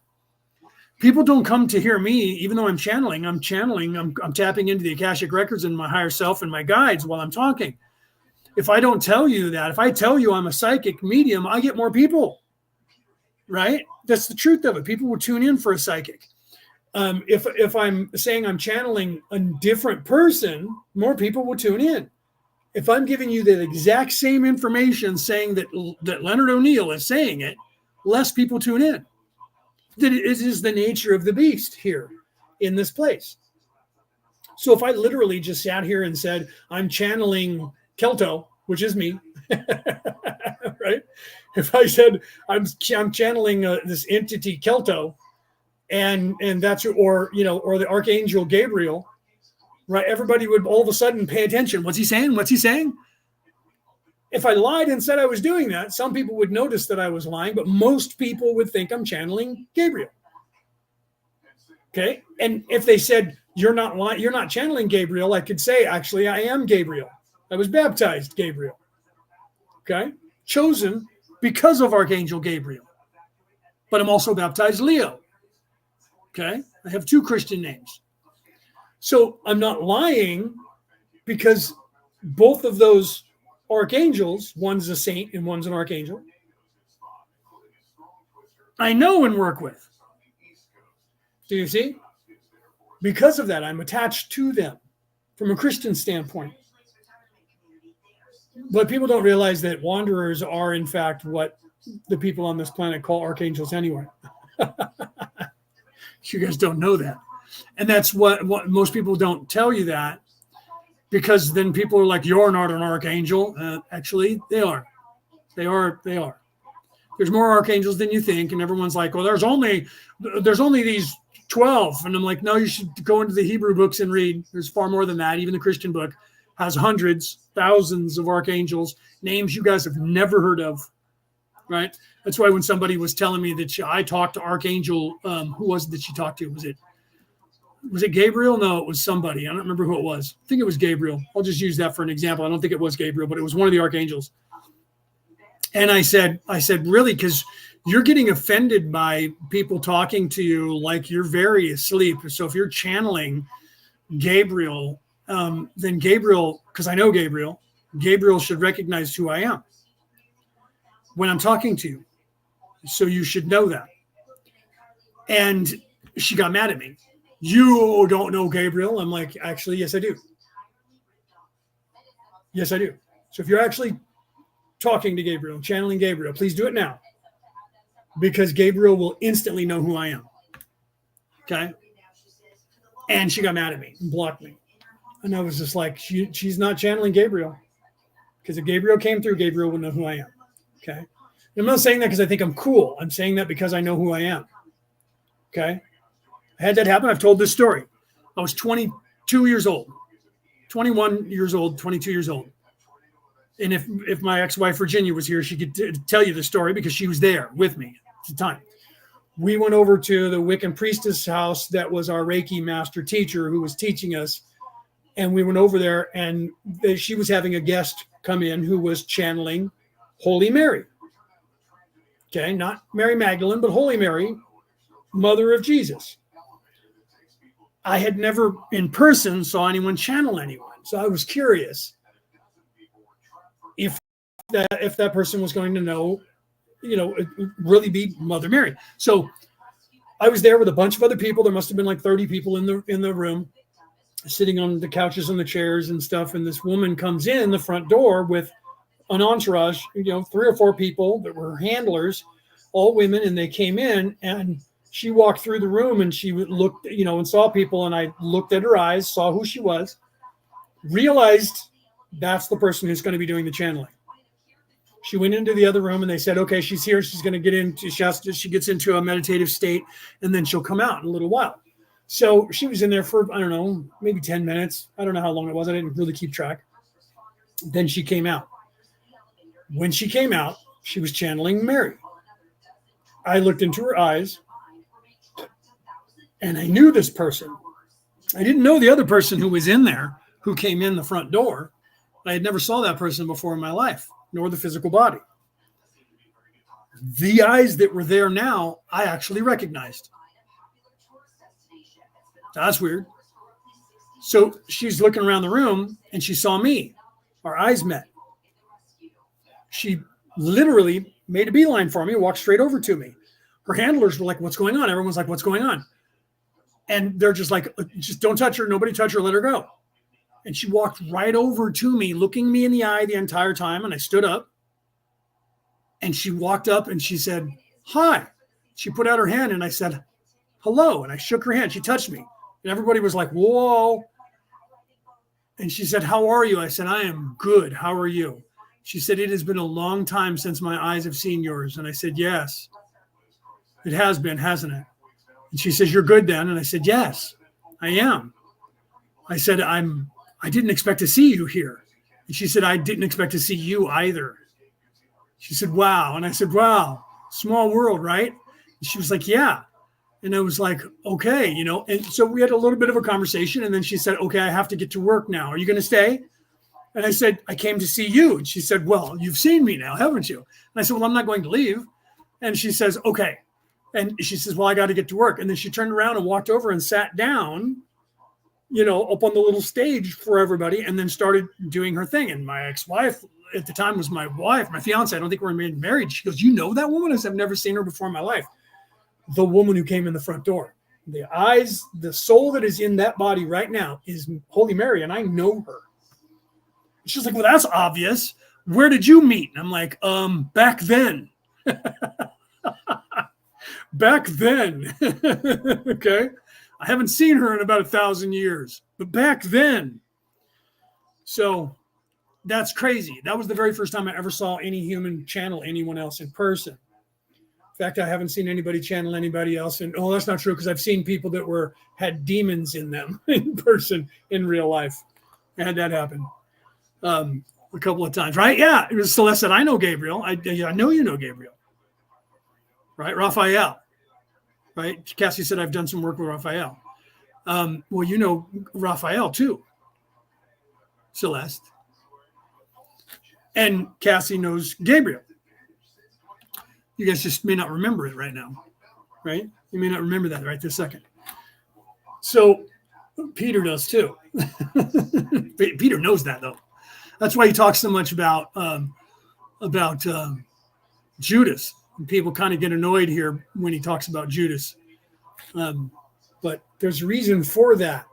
Most people know more about what's going on in the universe than they realize they do. And they don't realize it because you're veiled, so you don't know what you know. You don't know what you've forgotten. You don't know who you know. But instinctively, you have an idea. But the archangels specifically are a little bit closer to this earth than you guys think. So in the Bible, when they tell you that these archangels are guardians of the earth, they are. They're not the only archangels, or they're not the only. What am I trying to say here? Well, they're not the only archangels, or they're not. Yeah, I'm confusing myself with trying to tell you now. Not that it's trying to go away, but getting the right words. There are more archangels than the ones assigned to this earth. Many, many more. There is an army bigger than any army you can imagine that take care of this multiverse on a very high level and throughout all levels of beingness. Many of your guides who channel through you or communicate with you, you're unaware, are actually archangels. Some of them you know. Some of them you don't. Their names. Some of them you don't recognize when they tell you their name. You just know that you're channeling somebody, or you have a guide that is someone, You don't realize that's an archangel, right? The Watchers, right? Joanne said, I love when Gabriel visits Raphael, took his time before he showed himself. Always see Michael, right? Yeah, Michael's actually fun. So I loved that movie, that the way they portrayed Michael in that movie with John Travolta playing Michael, because that's kind of, I was always astounded by whoever wrote that must have been a theological scholar, because Michael's like that. Michael's like that. He's unserious, but he's serious when he needs to be. He's fun. Gabriel's a little more serious, right? So you see that in like, what was it? There's a couple movies where they depict Gabriel as coming down. Gabriel's always a little serious. Michael's always, Michael enjoys his work. Battle! He's like that. He's like that, right? So you guys have to realize this, and I don't want to get too far onto that subject. I think they're pushing back now and telling me don't go down that road. Some people are going to get angry. Not you guys, but some other people around the world listening to this might get a little angry with me discussing that information. Because the churches are very protective. They think they own this knowledge. And how dare you think, look what they did to Jesus, right? He was like, Jesus, you have to stop saying that because of the law of Moses. And he was like, I am the law of Moses, bro. I am the law of Moses, right? So I don't want to go down that road because I don't want to become that. I don't need to be a martyr. I don't want to become and piss off the church, because they've already probably will excommunicate me just for saying this stuff. I was knighted by the Holy Roman Catholic See, right? So they would excommunicate me for just the things that I've said in this episode alone, right? So if the church ever found out and convened a court, they would boot me out. Oh no, I've been excommunicated by the evil entities that are running the Roman Catholic Church currently. Oh no, that is so akin to being canceled from cancel culture, that it's a joke. I don't need their permission. That's why Jesus was saying that at the time. I am the law of Moses, because he was like, I am not. I don't fear any of your Sanhedrin. I don't fear this. None of this here is anything that I have to fear. And they were like, well, we'll kill you then. And he was like, that. They didn't realize that he became the ultimate martyr from doing that. I guess they weren't smart enough to realize that. They were just too busy worrying about stifling his voice. And it didn't stifle his voice. It made it louder. Now there's almost 3 billion souls on this earth who follow that prophet because of that. And the Hebrews have never gotten over that. If they could go back in time, they wouldn't have killed him. They would have just disavowed him and hoped that he went away. If they could change it, I'll guarantee you Jesus wouldn't have died. Because knowing now, if they knew then what they know now about Jesus, they would have never got him killed. They would have never done it, because that has been the biggest problem, thorn in the side of those people in that Sanhedrin, those Pharisees, those 15 or so Pharisees, because not all the Pharisees did it. So don't get mad at me out there and start sending me hate mail. It wasn't all the Jewish people. And those of you that are listening around the world, don't get mad at Jewish people over it. I'm not anti-Semitic. It was 15 men, maybe 17 max men, who were plotting against Jesus, and they were supposed to. They didn't have any choice. It was all supposed to happen the way that it did. But they were all in service to self, and Jesus preyed upon that, and God, his Father, preyed upon that to get them to do what they did to solidify Jesus. Right? Right? Right? Asking Michael for help. It's like buying what is that? Moldavite. It's going to bring chaos. Yeah, because Michael he's a great warrior. He's a great chieftain. He's a great general. He's good at what he does. He's a really good tactician. I enjoy working with him in that respect. Always have. But he's a little cuckoo. He's a little crazy. He's like a mercenary, although he's not for hire, but he enjoys what he does. I guess I do too. They say the same thing about me. I enjoy what I do.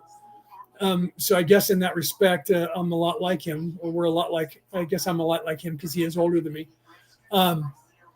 But so I think that's why we get along.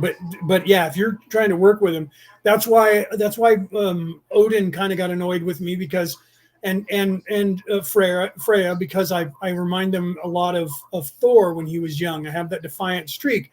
Michael's that way, but he just doesn't. He doesn't do it in a way that pisses people off. He does it in a way that annoys people because he's always having fun. He's playing a lot. He enjoys what he does, and he's living in the moment. So therefore, he's not serious, and that drives Gabriel nuts.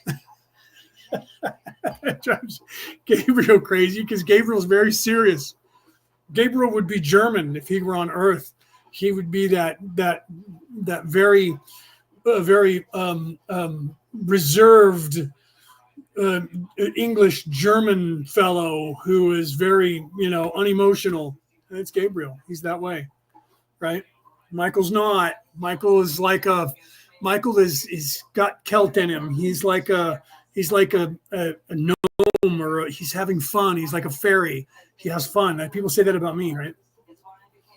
Yeah, right. Archangel Michael speaks in riddles. That's because he's that way. It's just the way he is, right? When you understand his little Daniel understand tears of joy, right? Yeah, you have to realize the Tuatha De Danann, right? The Danube. You have to realize that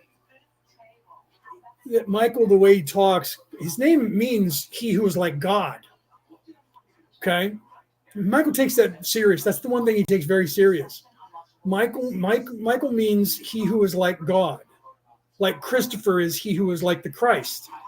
Michael is that way, so he speaks in parables and riddles and metaphors on purpose because he's saying things cross-dimensional in wavelength, and so he's speaking to you in the way you can understand. So different people hear him differently, like he's speaking in tongues.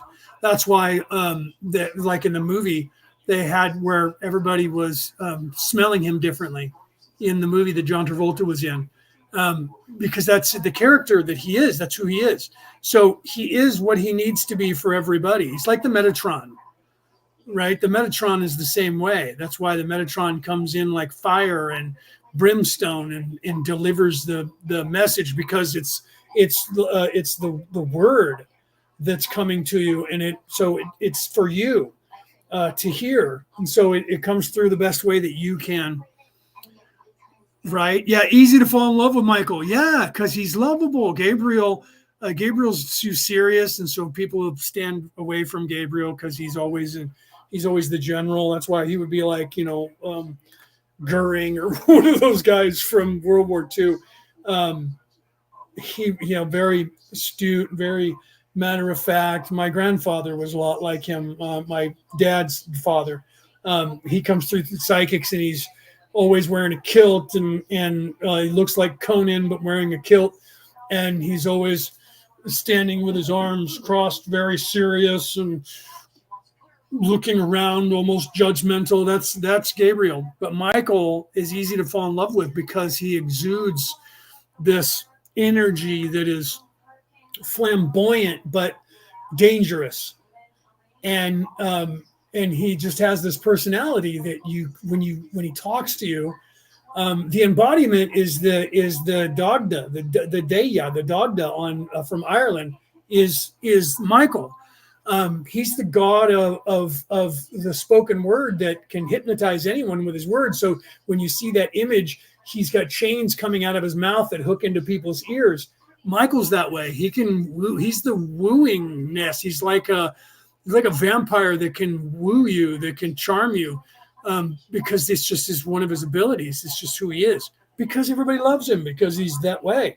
But he's silly, and he'll charge at a bull battle with the bull for fun. That's why I loved that they did that in the movie, because he's kind of that way. Yeah, he is kind of mischievous. Cassie said to me, Michael is mischievous, but still super loving. He is. He's a trickster, but he doesn't do it for evil and nefariousness. He does it because he's funny. You walk by him and he'll put his thumb in your butt, and laugh at you when you jump because you did that. You know what I mean? That's just the way he is, right? I love that they did that with the Percival character as well in the King Arthur. One of the things they did in the movie with Clive Owen was they were throwing knives at the wall, and they were all drinking, and Percival got up and he threw a knife and it stuck in the back of the other knife that was already stuck there. And Tristram looked at him and said, "How do you do that?" And he said, "I just aim for the center." I just aim for the center. And that's Michael's the same way, right? You're throwing knives and they're sticking in the wall, and he throws one and sticks it in the back of the handle of your knife in the wall. And I love that. Tristram looks at him and goes, "How do you do that?" And he's like, "I just aim for the back of it." He looks at Tristram. Tristram just takes a drink of his ale and walks away. I love that they did that because Michael's kind of that way. He would do that. You guys would be hitting the bullseye and he would hit bullseye on your bullseye because that's who he is. And then he would say some shit like that. "How do you do that?" "I just aim for the middle right there." Like, and then look at you like, "You guys can't," and that's, I like being around Michael. Michael's fun. But, on a serious note, when you talk like this, so you guys that are in this audience right now, you guys are all people who can do this. So we're laughing about this, but people are hearing what I'm saying, and some people could be turning it off, going, now they're crazy. Now they're talking that they talk to archangels, and they're just, you guys don't realize that some of you here that are veiled right now are actually archangels. You came here to help. You came down here not as an angel, but as an angel, because you are. You came down here to help.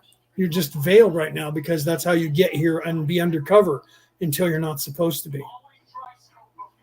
Okay? And it's rare that people realize that when you hear people, psychics, that'll talk about that, like the girls over in the Czech Republic channeling Oli, the what they call the EBE, or the the extraterrestrial biological entity named Oli, who they channel and have been doing since like 1994, I think, or 92, 94. He actually talked about a group of us that were here that came down here undercover, that had to be, that were captains of spaceships that are outside of the realm of this dimension, and that they're undercover and have to be undercover until the appointed time of when they're not supposed to be undercover anymore, and that they're veiled, and that they're down here with a crew of people that are veiled until they're not supposed to be anymore. And Oli was telling this information 7 years ago to the Podrozkas over in the Czech Republic. And when I got that information from them, I sent questions for Oli and got answers to those questions that they couldn't know the answer to, because they couldn't have known the answer to that, what they were saying that Oli was saying there. And when I asked, why did you guys give me this information? They said, because Oli told us to give you this information. They didn't understand why Oli told them to give me that information. Oli was making contact with me by giving me that information. And I knew that when I heard it, when I read the transcript. And that's when I sent questions back to Oli. I'm not going to discuss those on air right now, but there's a few of you in this audience right now that's resonating with. And we'll have those conversations at another time, off air. And you guys know who I'm talking about and talking to. Okay, so there's more people here. And some of you out there hearing my voice are those people. And this is why I've been doing this show. And then I got to go because it's 6 p.m. I got to get my mom in the shower and get dinner. But I'm doing this because of that. Yes, Celeste, you do. Celeste said, I know a captain too. Yes, you do. So there we can, Celeste, we can talk about that off air too, if you like. whenever you want to. Just contact me and we can have a conversation. So literally there's people down here who came here on purpose to help, who came here legally, and that means you have to be veiled. And you were not in this life supposed to be unveiled until a specific time. And it's frustrating for you guys. I was born unveiled in this life and had to pretend that I was veiled. That's almost the same as being veiled, because you can't tell anybody that you're not. Right? Now I'm been prodded. Peter, who's here in the audience, has been trying to push me to do it for more than 5 years. For almost 10 years, he's been saying it's time for you to start telling people who what you know and who you are. And I've been holding back. So I started, and knowing that I'm going to get the problems that I'm going to get from saying it. People not believing me, and then people saying I'm a fake, and that happens to everybody anyways. That's just normal, especially in this modern day with everything. Doesn't matter what you say, people say it's disinformation and misinformation, to the point where that's the commonplace. What's going on in politics right now is, as soon as the other person that's an opposing party says a word, they go misinformation, disinformation. So people, they're going to say that so much that that's going to go away too. No one's going to believe that about anybody, just like the whole cancel culture. It's gotten to the point where people don't care anymore, right? But for the last 4 years, everybody was scared to death to say anything because they were afraid they're going to get canceled. Now, so many people are being canceled so much because of COVID that people are like, I don't care, shut up, tired of you, not listening to your crap anymore. Same thing's going to happen with misinformation, disinformation, and conspiracy theory. They can't say that anymore because they said that so often that when someone says conspiracy theory, everybody just rolls their eyes. Oh, here we go. How do you know whether something is true? Because someone will tell you it's a conspiracy theory. Then we know it's true. That's where everybody's gotten in the culture, but it's taken that. Now they've stopped saying conspiracy theory, and the same people are saying misinformation, disinformation. They're saying that so much that it won't take, but probably by the end of the year, going into January, February of next year, that people are going to roll their eyes to that one too. So cancel culture is canceled itself, and the misinformation culture is misinformationed itself. And now the misinformation and the disinformation is going to, or I should say the conspiracy theory has now misinformationed itself.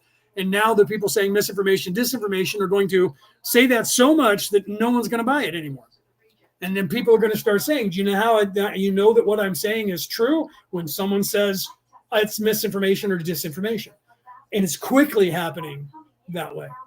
So the beauty is all that's going to go away. Same thing's happening with the people trying to take control of the world.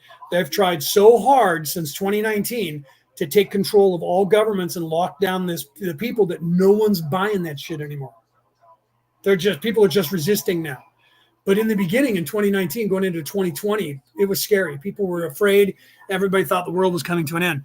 So exponentially, back on point before I go, exponentially, people are waking up, and it's frustrating for you guys as you start realizing that you're waking up, because you don't think it's happening fast enough. You guys have no idea how fast it happens when it does start to happen.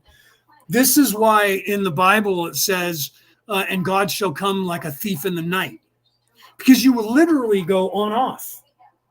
You don't realize the signs that are happening to you, that this veil that's there is starting to weaken and you're starting to see cracks through it. You don't realize those when it's happening.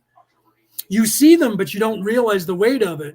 And then one day you go to sleep, and then next morning when you wake up, all of a sudden you're like, wait, this can't be right.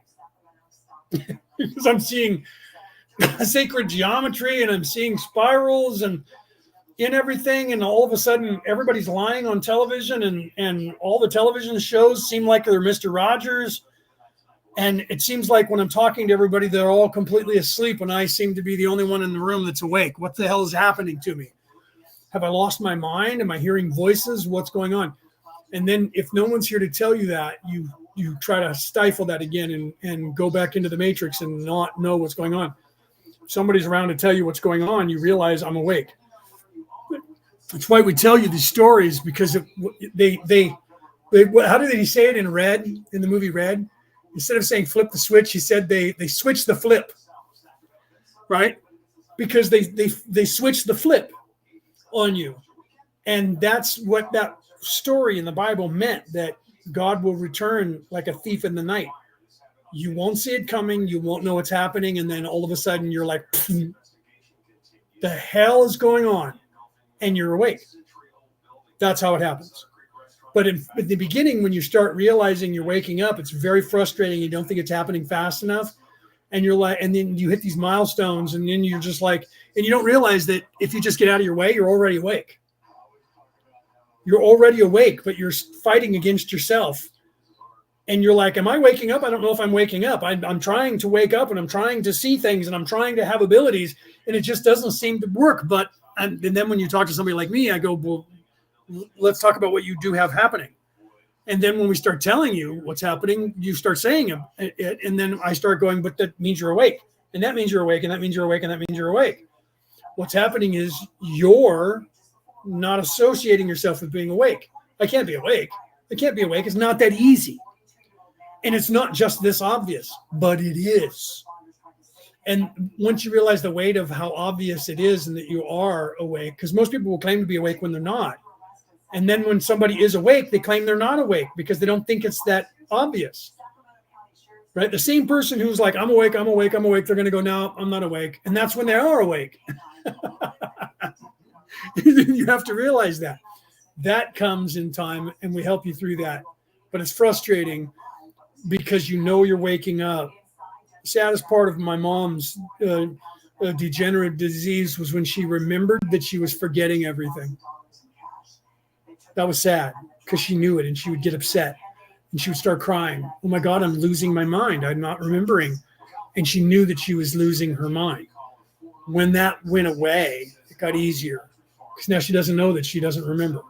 Now she's just living in the moment. Huh, Mom? She's just living in the now. She's just there. Huh, Mom? She's hearing me talk and looking at me. So it's frustrating, but just relax because you're on path.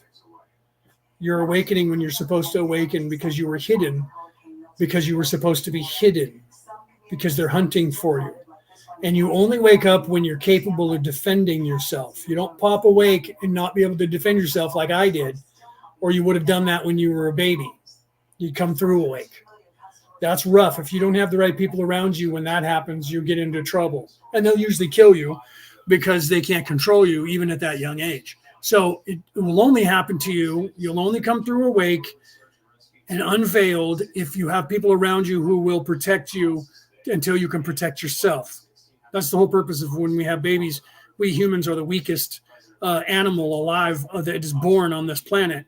And then when we grow up, we become the strongest and the most feared on the face of the earth. That's why we're the weakest, because we are the strongest and the most feared. And so we have to learn to not destroy the planet because we have the ability to do so. Other animals don't. They can only live within the ecosystem. So that's why we come through that weak. Same thing happens if you come through unveiled. You're that weak. And you have to have people around you that can protect you like as if you were a newborn baby until you then can protect yourself. So most people come through asleep so that it's not obvious and they're not found. And you're supposed to wake up at some point when you're older. It's rare that people wake up when they're pre-teenage years or in their teenage years because of that, because you're physically not capable of taking care of yourself on this earth, and you can be abused. And people, if they sense in you that you're something more than one of these apes running around, this is their mindset, not me saying that you're an ape if you're asleep. But if you're asleep and people are in service to self, you are considered an ape, a gorilla in their minds. If you're not just somebody to be taken advantage of, then they come after you in a way to abuse you, rape you, pillage you, destroy you, and make your life hell. So as soon as you start waking up in this life, you're going to have that same thing happen to you until you can defend yourself. So hopefully people learn that, or you're around people like myself that can teach you how to defend yourself, because you're going to be attacked psychically, physically, and otherwise to try and stifle your voice. And especially if you're somebody who came here as a wanderer to wake up, and you're supposed to be waking up and you know that you came here on a mission to help these people, they're going to try and stifle you at all cost. because you're not just somebody who's waking up for the first time and getting lucky. You're somebody who actually came here for a purpose to do this. So those of us who are awake have a responsibility to protect you and help you in that time. We look for you, and we're beacons for you to find us, so that you can then learn how to defend yourself and then go out there in the world and do what you came here to do.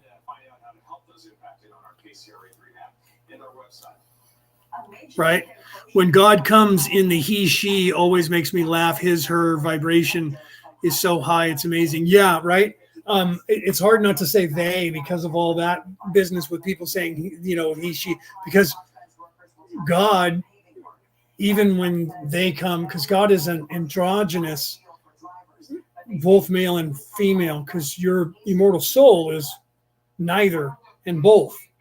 It's only in the physical place on earth that you become one or the other, right? So when God comes down and picks a physical form, like Joanne was saying, it's so really high vibration either way. It makes me laugh because their vibration is so high. It's amazing. Yeah, because it is, right? I mean, it's insane. Lisa Simpson, good name. Let them fall to their own devices. This is coming from YouTube, by the way, so some of you can't see this in the chat. We put it up on the screen. Let them fall to their own devices. Your mother will never stop loving the communication that you send to her. All life needs communication. Step away from the antisocial media. Yeah, well, right. I agree with that, but you can't just allow everybody. I mean, you have to allow them to be themselves, right? I'm not going to wake anybody up before they're ready. So I agree with what you're saying there, Lisa, right? And take her for a stroll in the park and have conversations with the birds, right? So yeah, we tell everybody that, right? To get away from social media and go out in nature, because nature, you're going to feel the planet more. So you should do that sort of thing and get in touch with nature as much as you can. I do that when I go outside. I'm in a place that has heritage oaks and younger oaks as well. And nobody in this place talks to them or anything. And I make a point to, when I walk by them, I touch them, I talk to them, communicate with them. Every time I walk by one of the trees, not every time, but mostly, if I go and check the mail and come back, there's a row of oak trees around the front and side of the building that I live in. So I'm walking on the grass and I'm touching the trees and talking to nature. And I talk to the birds and the squirrels. And some people look at me like I'm strange. But that's who I am. I went to Walmart yesterday, and there's a bunch of doves doves that are in the parking lot that always land near the trees, because there's sprinklers there and people put little trays down to catch water so the birds have water to drink in the summertime. Actually, they leave them there all year round. And the birds will be over there, and then some people come out and scatter food every day for the birds. And so they're always in the way when you're going to drive. So I always have my window rolled down unless it's raining. And I'll always go, get out of the road, dopey. And the birds will, hot-footed out of the way so I don't run one over trying to go around the corner, But I do that. And like the people will look at me because I'm talking to the birds. Get out of the road, dopey. And they'll look up at me and see that I'm talking to the birds, and I can see them giggling, or they'll say, look at that guy who's talking to the birds. But being in tune with nature is that way. And then I have the crow as one of my totems, my spirit totem. And there'll be crows out there, and I'm always talking to them. And they respond because they understand the bond that we have in that energy. And they know that. And if you know anything about animals, they used to call me Dr. Doolittle. A lot of people used to call me Dr. Doolittle because I communicate with animals. And just, if you're in touch with nature, my sister started realizing, she says, it's weird that now that I'm more awake, I realize that animals seem to like me. And I'm like, that's because you're not a threat to them anymore.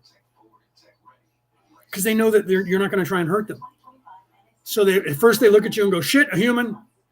And then you look at them and you go, hey, how you doing? And they realize your energy, and they're like, oh, you're not one of them. you're You're not one of them that sees me and goes, I'm going to kill you, cook you and eat you. And so they realize that. It's animals, you don't get shunned by nature so much. They'll still move out of your way, but you won't get shunned by them so much. They'll actually look at you and not fear you. And you can see that look in their eyes.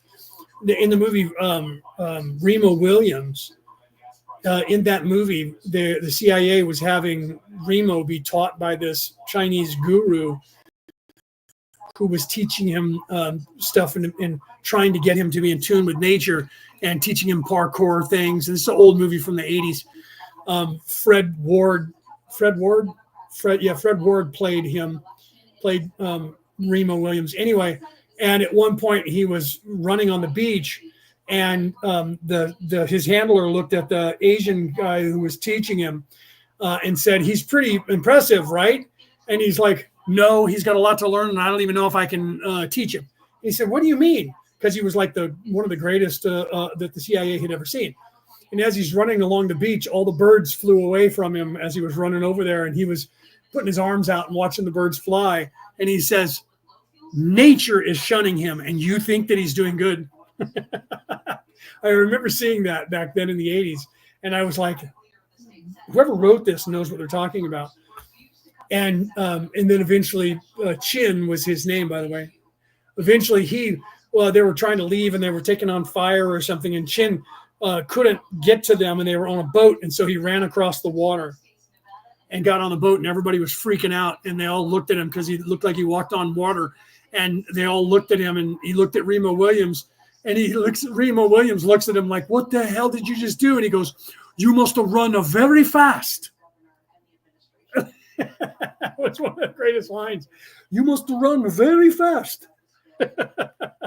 He was up on his toes running across the water. I thought it was cool. It was funny. "You must have run very fast." Okay, I have to go, guys. I love you guys.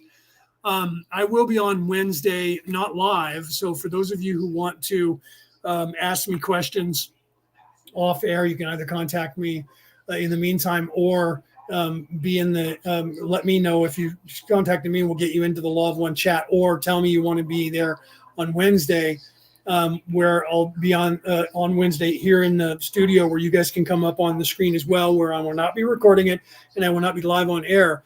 If you guys want to ask me questions, think those up, and then we can talk, and I can help you guys in there. Eventually, I'll be doing it live on air, where instead of being in the chat like you are here typing, where we'll have you to where you guys can come on and we can actually have conversations. That way I don't do all the talking.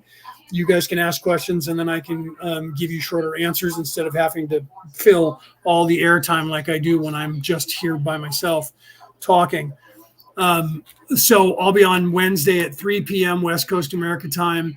If anybody wants to join, everybody is welcome wherever you are around the world. If you have a link to Messenger, we can get you in the Law of One chat, Law of One class chat, or you can message me on Facebook on Messenger, and I can get the link to you. It'll be a StreamYard link, so if you have access to the internet and a camera, you can log on. You don't have to have your camera on if you don't want to. But to communicate, you'll have to talk, and ask me questions.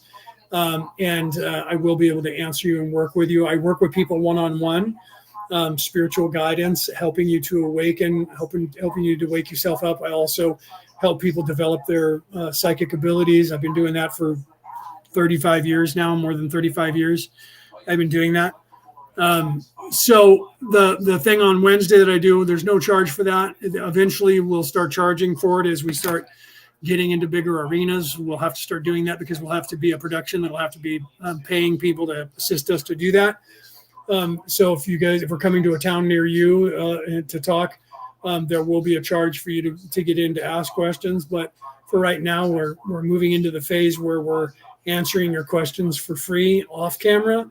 And then we'll start working with people on camera for free as well. And then eventually we're going to move into charging people money to sit and actually either do sessions or you can still book me for that if you want to work with you. But we're moving into this larger phase of waking up you guys from around the world, helping you, the ones that are actually wanderers, to wake up, because it is becoming time the Earth is going to change, going through some drastic changes between now and milestones 2032, 2047 to 50. There's going to be a lot of changes in the Earth. 2025 is going to be a year of change, more than 2024 was, and each year moving into is going to trade masculine, feminine energy. 2024 is a feminine energy. 2025 is masculine. 26 will be feminine. It goes back and forth. 27 will be masculine. 28 will be feminine. Even odd numbers are masculine, feminine. Even numbers being feminine, odd numbers being masculine. It's just the way the universe works. So that'll switch back and forth. 2032 will be one of the big milestones, bigger than 2020, bigger than 2015, bigger than 2012. Very large. 2032, 2046, 7, 8, all the way up to 2050. It's going to be some really big, but that won't be as crazy. If it happened now, 2047, 2048, 2049, and 2050 were 25, 26, 27, 28, and the like. The people here wouldn't make it. So the amount of changes in this earth are going to be exponentially phenomenal that are going to happen in its expansion. Just so you guys know, this is something. And I normally don't say this, and then I do have to go because it's getting late. This change that is happening now, that has started in 2012, and here we are in 2024. The changes between 2024 and 2022 are going to be so astronomical that by the time 2050 hits, this is a rare thing that only happens once or twice or three times in a galaxy's lifespan. And this place is one of those places where one of those events is going to happen. It is the reason that in 1981 there was 2.5 billion souls on Earth, and in 2024 there is 7.9 billion souls on Earth. Because a lot of you came here to go through this, because this is one of the most rare events in this universe, and it is the second time that has happened in this galaxy, in the Milky Way galaxy. This is number 2. The last time that it happened is so many years ago that if I told you, you wouldn't believe that it ever had happened. So it is a rare thing. And we've been kind of holding that back from the world for a long time until people were ready on this planet to realize how rare of an event and why it's so hard here and why it has been so hard here. All of you volunteered for this. All of you. You volunteered to go through this. This is why I've been teaching and other people have been teaching. This is not happening to you. This is happening for you. No one here is here for the first time that didn't volunteer to go through what's happening on this earth. Even though you think it and you think the world is beating you up and that it just sucks, you volunteered to be here to do this. You just don't know you did it. Okay. All right, guys. I love you guys. It's as much as I can tell you today. I'll talk to you guys later. Have a great weekend. Have a great day. Some of you I'll see in the chat later on today or tomorrow. Some of you I'll see on Wednesday in that session. Some of you I won't see until next Friday, and some of you I'll never see because you're listening on the MP3 broadcast and you don't communicate with me. You just hear it around the world and you're listening there. I love you guys. Have a great night. I will talk to you guys later.